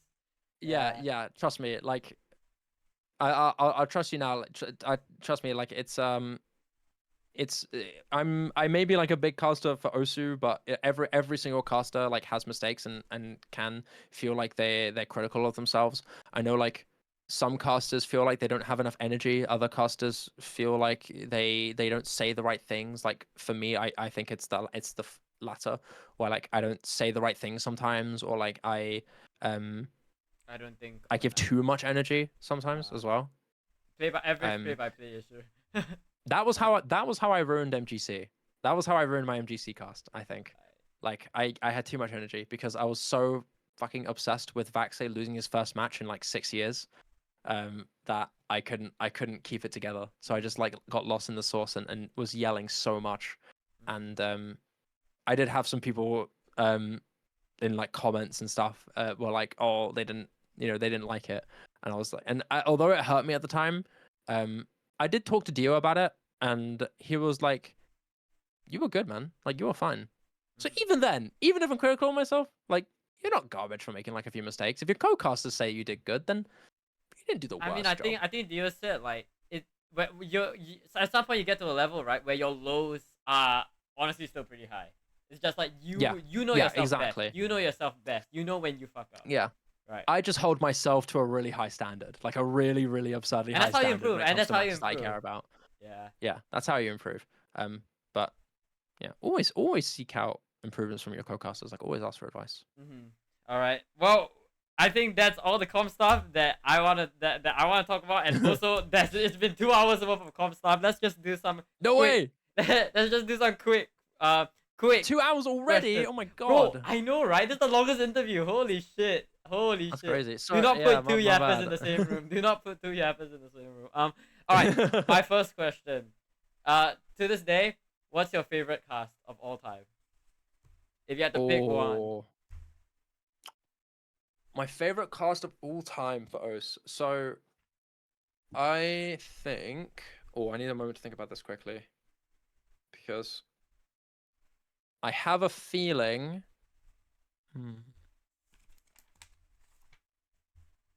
For me, it's going. I can't do a cop out. I can't cop out. I have to do one answer. I have to let me look at my sheet real quick and like let me look at my sheet and like reminisce real quickly. Because it's hard. It's harder than it sounds. I mean, you have so many. You have so many. I would say that my favorite Osu cast that I've ever done is probably going to be my 2024 Grand Finals cast for OWC. Yep. Okay. Because I think the quality in what I was saying was really, really high. And I also like loved how well I said some things. But if I was to add like some really close seconds, the semifinals of 2023 between South Korea and Philippines, I have like two of my favorite moments of all time on that match. Maybe that one is my favorite. I don't even know. Fun fact as well, that match was my my 100th match cast that I ever did. That was my 100th match. And like dude, I don't know why I'm a little upset that this one moment didn't get enough credit when people were talking about it, because people were too obsessed with the worst HR player Blue Zenith score. But when the Philippines got 2 breakpoints in a row against Korea and were winning 4-1, I remember going like and the Philippines will get the second breakpoint in a row. I pause. 4-1 for the Philippines. And I thought that was the best shit I ever did. And no one talks about it. And I'm like, that was like so good. If there was like an underrated moment, that would be it by far. Like the 4-1 to the Philippines line, I thought was god tier. Because it was against Korea. Like everyone thought Korea were going to stomp. And then Philippines winning 4-1 after 2 breakpoints in a row. Like the next map was their pick. Like it was going to be 5-1 and they would have been guaranteeing tiebreaker. Like the obscene scale of that was ridiculous. But yeah, OWC Grand Finals was big. I think also COE between Bubbleman and Rectagon. COE between Bubbleman and Rectagon, I also really, really liked. Because obviously crowd was crazy. And I also had some really good hype lines from Rectagon scores in particular. I gotta watch that VOD now. Oh my god! You need to watch it. Do you want me to link it to you? I'll link it to you. Link it to me right now. Dude, I'm gonna watch it. It's one of my favorite LAN casts. It was amazing. It was with Miles as well. Like Miles is such a great caster. Holy shit. Miles is such a great caster. Yeah. If that was like a top 3, that would be my top 3. And then OWC 2023 Grand Finals is also like with that top 3 as well. Like, so yeah, there you go. You got 4 of them there. Merry Christmas, right? Yeah, Merry Christmas. That's some bot reviewing to do. Yeah. And I think like what's really cool is that OWC casting like the champion school for OWC I had this moment, and it was like something that I've never felt in my entire life. It was absurd. It was crazy. So like all of OWC building up, right? After I do like Grand Finals, when I called the winners call for the first time, like after I said like the United States are the World Cup champions, I moved back for a second, and it was this like adrenaline rush that I'd never felt in my entire life. It was insane. And I know it's like hard to like envision when, you know, I'm the only one who can feel it, but it's like think of it how you drop back and you're like, oh my god, and you're like, I just did that. Oh my god. I just did Oh that. my god. I just did And it it. landed, Oh and it my landed, god. and it landed, and it landed, and it Yeah. hit, and it hit. I was like, I just called the champs call for the biggest match in the game's history. Like the realization coming in brought so much obscene adrenaline. It wasn't even funny. I could not believe it. I could not believe it. That okay, yeah, that feeling in 2023 is second to none. You've got champs call for 2023, champs call for 2024, and then like the COE crowd going crazy. Like maybe you can swap COE with 2024. Like I haven't fully decided yet. Mm-hmm. But that first champs call for 2023 was the craziest feeling I'd ever had in my entire life. I'll never forget it. Yeah. I'll never ever forget it. I still feel it sometimes when I look back on it. When I look back and hear the call, like I feel the adrenaline come back sometimes. It's amazing. Oh, one day. Sorry, Yap One day Tangent we'll gone. Yap Tangent gone. Bring me another. Bring me another. Oh man. Okay. This is more for your caster for our caster shoutouts. In your career, I mean, you've done a lot of PvPs and whatnot. Give us some references for people looking to do either PvP, analyst, or color. The best play-by-play casters I would recommend is Chiliapair, Dio, and oh my god, who is on my mind that I can't think of right now? Oh, this is I don't cast many play-by-play casters. I'd say Chiliapair is probably one of the best ones. I really like Chiliapair's style. He has this very like official tone of saying things, but they're delivered it's like really aura. well. It's like aura. He has that kind of. Yeah, he has presence. he probably has like the closest tone to like an artificially caster tone, but it works really well for him. He's really good That's with his it. style. That's But the thing. yeah, he has a really good style with that. I also am a big fan of Dio. Like I said, Dio is excellent with his words. He is excellent with his words. So for color, I would say Dio. He's really really good. And I'll throw a curveball. I'll throw a curveball point as well. I actually really like Aza as a caster, and although he isn't the caster that's the biggest on the spotlight, Aza for me is a very different and very comforting presence because he's very much kind of like the homie, like the bro that's watching. But somehow, even though he just sounds like a chill guy talking, he's still somehow professional and still somehow talks about the maps and players quite well. And I like that about him as well. Another cast I'd recommend is Miles. I think Miles is also a really good example of how to be like a strong analyst nerd, like a very analyst heavy color caster, but still managing to use his energy to amplify things up, even if he isn't necessarily using like hype storyline wording to back his case up. You know what I mean? Yeah. Like he's full on like nerd broing out. Like when Rectagon when Rectagon won Slider Break choked, like basically FC'd. He basically FC'd because Miles thought he FC'd it in COE. He was like, "Oh, get Galzo food, Hard Rock FC, no way!" Like it was so raw. It was so like a fan, like a fan, like a well articulated. He was like a well articulated fan, and it was so excellent, and I loved it. Even if in a way he like was slightly kind of like overlapping like when I was talking, like it was fine because it was so raw. It was I so loved authentic. It was authentic. Exactly. It was authentic. I love that. Authentic casting is some of my favorite casting. It is so much fun. And that's like it Aza shows as well, right? It's that's the Aza thing. Yeah, and you don't have to do much to be authentic. You just be yourself. Don't build yourself too much into the habit of being artificial. Like don't force yourself into this bubble of casting yourself. You know what I mean? Like casting in the style. Like cast in your own way. Enjoy your own style, you know. What's another like play-by-play caster I can credit? Because obviously as a play-by-play caster I don't cast with many play-by-play casters. Play-by-play in his life. So it's a bit hard to like off the top of my head to like do you know any like play-by-play specialists to look at, because I think a lot of people fall under that hybrid, but they don't know how to take it to the SadShiba level of like energy and wordplay and narrative, because there's like a difference. Okay. Right?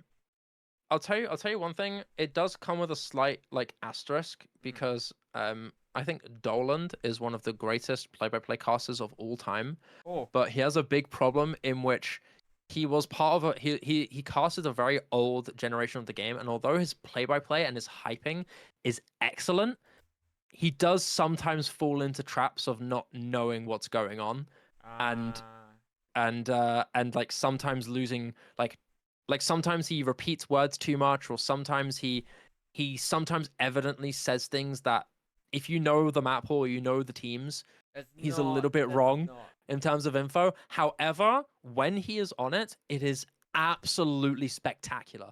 It is spectacular. I love Doland. And one more play shout out. I'll obviously it's more because I love the passion. But Blank Tap, we have to talk about Blank Tap. No, you can't talk PvP without Shiba. We have to talk and about Blank Tap. Tap. He is like a very new gen play caster. He does still have like a few flaws here and there, but his energy is amazing, and his passion for the matches he's invested in are like indescribable. They're incredible. He does again have a few flaws with prep. But he's the very authentic professional fan kind of vibe, right? He's very raw in his peaks. I think sometimes he does delve in a little too much into like habits of being like habitual and repeating some tones and being a bit I love being Black Tap, but I remember this shit. They will not be eating concrete. They will be eating 5-star mission. Yeah, the thing is, like I haven't heard Blank Tap cast in a while, but he has made loads of improvements. He's made great strides in like managing his energy, and like the guy's so passionate. I love him so much. I love Blank Tap to bits. He's one of the loveliest dudes I've ever met, and he's such a great caster. And I hope he gets into OWC this year. I hope he does. Because his flaws are a lot less pungent than last year. Last year, his flaws were really obvious, and it did cause a few problems. And I think this year, even though from a deep perspective you can still see them appear here and there, he's improved a lot. I love Blank Tap. I really hope he gets in because I think he deserves a bigger shot. Bigger shot. I think he's got a big enough shot. I think he deserves a shot at doing a high stakes OWC game, and if that really pays off, like the guy's set. Like he is set. You know what I mean? Yeah, I love Blank Tap, and I'll give one more mention because I said it before and I'll say it again. I think although he might be a bit like strongly toned and says things a bit too sometimes is a bit too harsh with his takes, T1G is one of the best analyst color casters like in the game, and it's not even close. Sometimes he's a bit too base, sometimes he can be a bit brutally honest, but his casting, his ability to be this like very confident savant while still also being able to be exciting in his own tone is really cool. Yeah, I look up to T1G a lot. And when you hear T1G cast, you know it's a T1G cast. It's funny because I know T1G initially didn't like my style as a caster. Like he still like has like issues with me like talking too much sometimes, right? And that just comes with him being honest, and I always like take it and I respect it. But I have so much love and respect for T1G. I admire him a lot in that regard. I think he is probably like, I'd say like in terms of objectively like synergistically wise, I think T1G is probably like my favorite caster to cast with in terms of like synergies. I feel like we fit so well. I feel like we fit so well as a duo. It's my crazy. Goodness. I hate that really, I get really exactly what you're saying. I hate that. I love casting with T1G. I love casting with Chilia. I love casting with Dio. I love casting with like iFlame and Miles. Miles is also like so up there, bro. I love casting with Miles. But like if I had to give like a number one favorite, I would say T1G, just because I feel like our styles, although conflicting, work really well together. It's like an opposites attract kind of thing, you know? Like I love it. He's so mean, but god damn, he's really good. He's really good. He's really good. He's not a bad person though. Like he is a good guy. He's a good guy. He's the type of person who's very brutally honest and sometimes like doesn't know how to like say a few things Filter. as like professionally and respectfully as you'd expect from other people, but it doesn't change the fact that he does really care about the scene. He really loves the scene, and he does want the best for it, even if sometimes the way he says things can be seen as a bit rude. He does love the scene, and he is an exceptionally talented caster and a good guy. Like I get along with him well.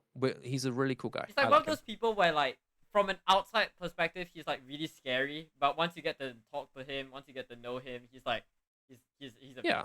Yeah. I mean I wish I could speak to T1G, but man, he sounds like a blast. He sounds like a blast. Holy crap. Great to cast with. Great to cast with. Yeah. Yeah, 100%. I'm looking at OWC 2024 right here. Okay. Yeah. Okay. I mean, you can see it in 2024. Like, it's so evident when I cast with them in 2024. It's perfect. It's like butter. It's like butter. It's seriously so smooth. It's really good. Yeah. It's oh my days. Yeah. But okay. Last but not least, any last shout outs can just not be casters. Like this is anybody in your scene. Anybody who helped you get to the point where you are today. Oh, okay. I have to thank everybody who like gave me a chance at the beginning. I have to thank I think that my biggest thank you that I have to throw out like straight away is Dio. I have to thank Dio. I looked up to him so much as a caster, and the fact that he was so kind and open-minded to me when I was so clueless and so dumb on certain things, and I really needed his advice.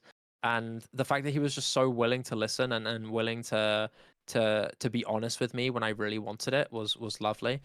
When he reached out to me and gave me a chance to do Corsair's Open, I can't stress it enough. Like, that single Discord invite changed my life. Like, it changed my life.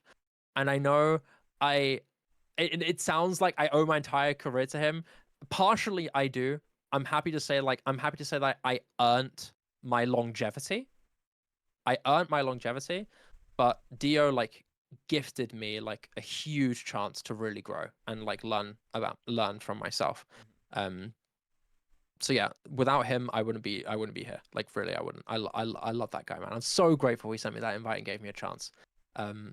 And yeah, so that's Dio. But I want to also thank Chiliapair, who got me into OWC and was another really good mentor alongside Dio. He also obviously was the guy who decided the rosters and was really generous enough to put me into OWC Grand Finals. And also one thing that you maybe don't know, which is another cool little lore drop I'll put in, is that OWC 2024 Grand Finals was not actually initially meant to be casted by me. I wasn't initially meant to cast it. Essentially, I was meant to do the potential for Australia against USA instead of Korea. But Mavs, who is another excellent caster, who I may have not mentioned yet, but is another really good Australian play-by-play caster, unfortunately was really unwell. And Chilia is the type of person who like wants to be as flexible as possible. But when I talked about how passionate I was and really wanted to do it, he decided to give me another shot to do 2024. And obviously the rest is history after that. So I wasn't initially meant to do 2024, but I did it, and I was really grateful for that. I was really lucky. That not only, I mean, it's like I'm grateful that Mavs was really supportive of me as well. And yeah, Chile gave me a great opportunity to do it again. So that's amazing. God knows if I'm doing 2025. I probably won't. I don't know if 3 times will be the charm or not. But we'll have to wait and see. Can we get much higher? I don't know. Maybe. I mean, yeah. Who else? Who else do I have to thank? I have to thank Aza for being really supportive of me during OWC. That guy's the go. I love Aza so much. He's such a lovely, passionate guy. Such a nice, kind person. I have to shout out iFlame, who was with me from the very beginning and was with me from my very first cast at OSBT all the way to the biggest cast of our entire careers in OWC 2023 Grand Finals. That's so cute. That's always something that I'll cherish with him. Such a chill, cool guy. I love iFlame to bits so much. I need to see him in person one day, man. He can't come to see you weeks. It's too much for him. I really hope so. I really hope one day I can meet him. I have a chance at maybe going to North America at some point for an OSU event. So if that comes through, maybe that will happen. The real life iFlameShiba cast. You are not ready for this, chat. Can't wait for it. I can't wait for that. Yeah. Oh. Who else do I have to thank? I have to thank Dimash for giving me a chance at UKCC, and just being like a great friend for so long and being such a great source of advice. When I got rejected from 2022 when I applied, I didn't expect to get in that year, but I really hoped so. He was the person who gave me very upfront advice of my flaws at the time, and I believe he was the one that sparked my like serious initiative to grind into my map knowledge and prep. So he was a big person there with that. So I love Dimash. Who else? I'll give a small shout out to Kay for letting me do Kay's Finesse Cup, even if there was a lot of issues that came in the years after that. Because even if there were flaws with Kay, she still gave me a big chance and helped me a lot with going into the KFC, into Corsai's pipeline, into OWC. So I have to thank for that as well, even if there are a lot of issues that the community has with her now, and respectfully I have as well. What else? Who else do I have to thank? I mean, after I got into Course Ace, Cavo, of course. Oh, Cavo. That's a name. Cavo gave me having not known me as much as a caster, I was still a little bit more on the fresh side. Before I did COE last year, I did the COE tournament during my introduction to Corsace, and during like Corsace Close 2023 and 3 Digit World Cup. That was when I first did 3WC and Corsace. So that was like I was still very early into my career as a caster, but he still gave me a chance to be not only the main caster for COE that year, but also be the talent manager to try and cook up these really cool caster duos and have a chance to make more relationships with other people. So, shout out to Cavo. Anybody else? I think that's mainly everyone in terms of who like helped me a lot in progressing my career. Bubbleman, have to talk Bubbleman. Big mentor, huge homie and brother. Bubbleman is my brother. I love him so much. He's one of my best friends in scene, and he was so kind and honest with me with my casting as well, and just everyone in the scene. Like I consider myself really lucky. I'm extremely lucky. I'm very proud of myself and proud of my casting, and I'm proud to say that not only did I earn my way up here, but I also was really blessed. I was really, really blessed with people that took a chance on me and being here, because Osu is like one of the best things that ever happened, bro. Osu is amazing. The community is amazing. The people are amazing. Yeah. We'll end it with love. Because, Man. yeah. I want to, yeah. I love Osu, and I love really passionate people like you who make 6WC a thing as well. Like some people can like clown on 6WC and be like, oh, 6 digits tournaments, but the fact that you gave like a rank range, like a home of like competition is just cool. It's just cool. It doesn't have to be too deep or too serious or too obsessively high.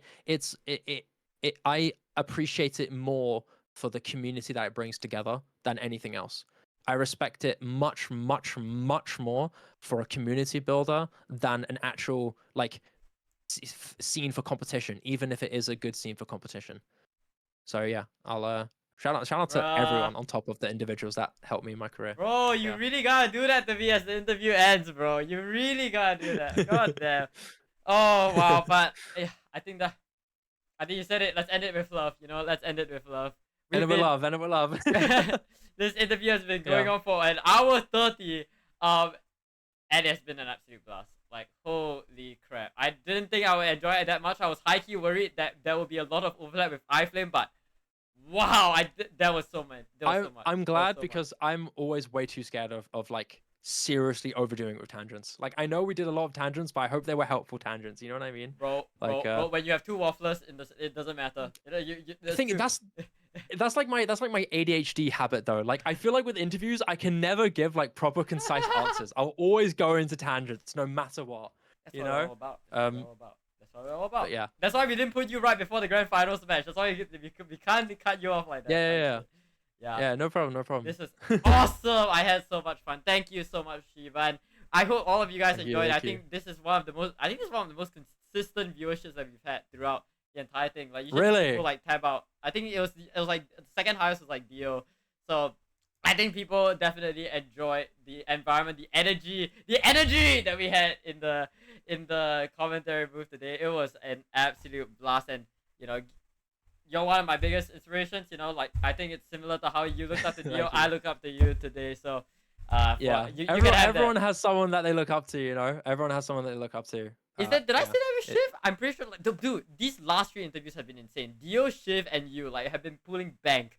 I've been pulling bank this freaking like I'm rolling the cash for you, bro. Like, holy shit, holy shit. My bad. But yeah. Yeah, this has been an absolute journey going through ups and downs of your career, and yeah, I'm very happy to pick your brain for an hour, even if it was an hour and 30.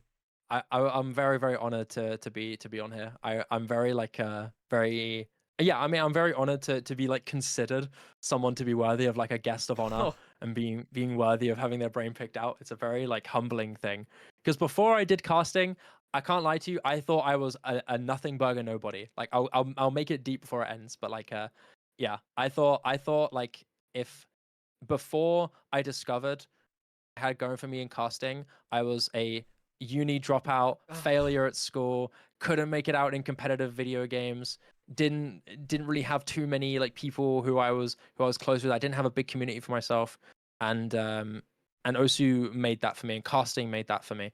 So and now you're looking to do more. You're looking to do more. Yeah, this game and like me finding my calling in casting has like legitimately changed my life. Like it's not even like an exaggeration. Like I would be a bum ass nobody failure doing something that would probably make me miserable if I wasn't here. So I'm very, very, very grateful. Yeah. Wow. Oh my goodness. Because banger lines after banger lines, man. This guy. But oh my gosh. You can outro now. I'm like reading it. I'm like reading it. Like everything's hitting me. I can't. You're too good at this.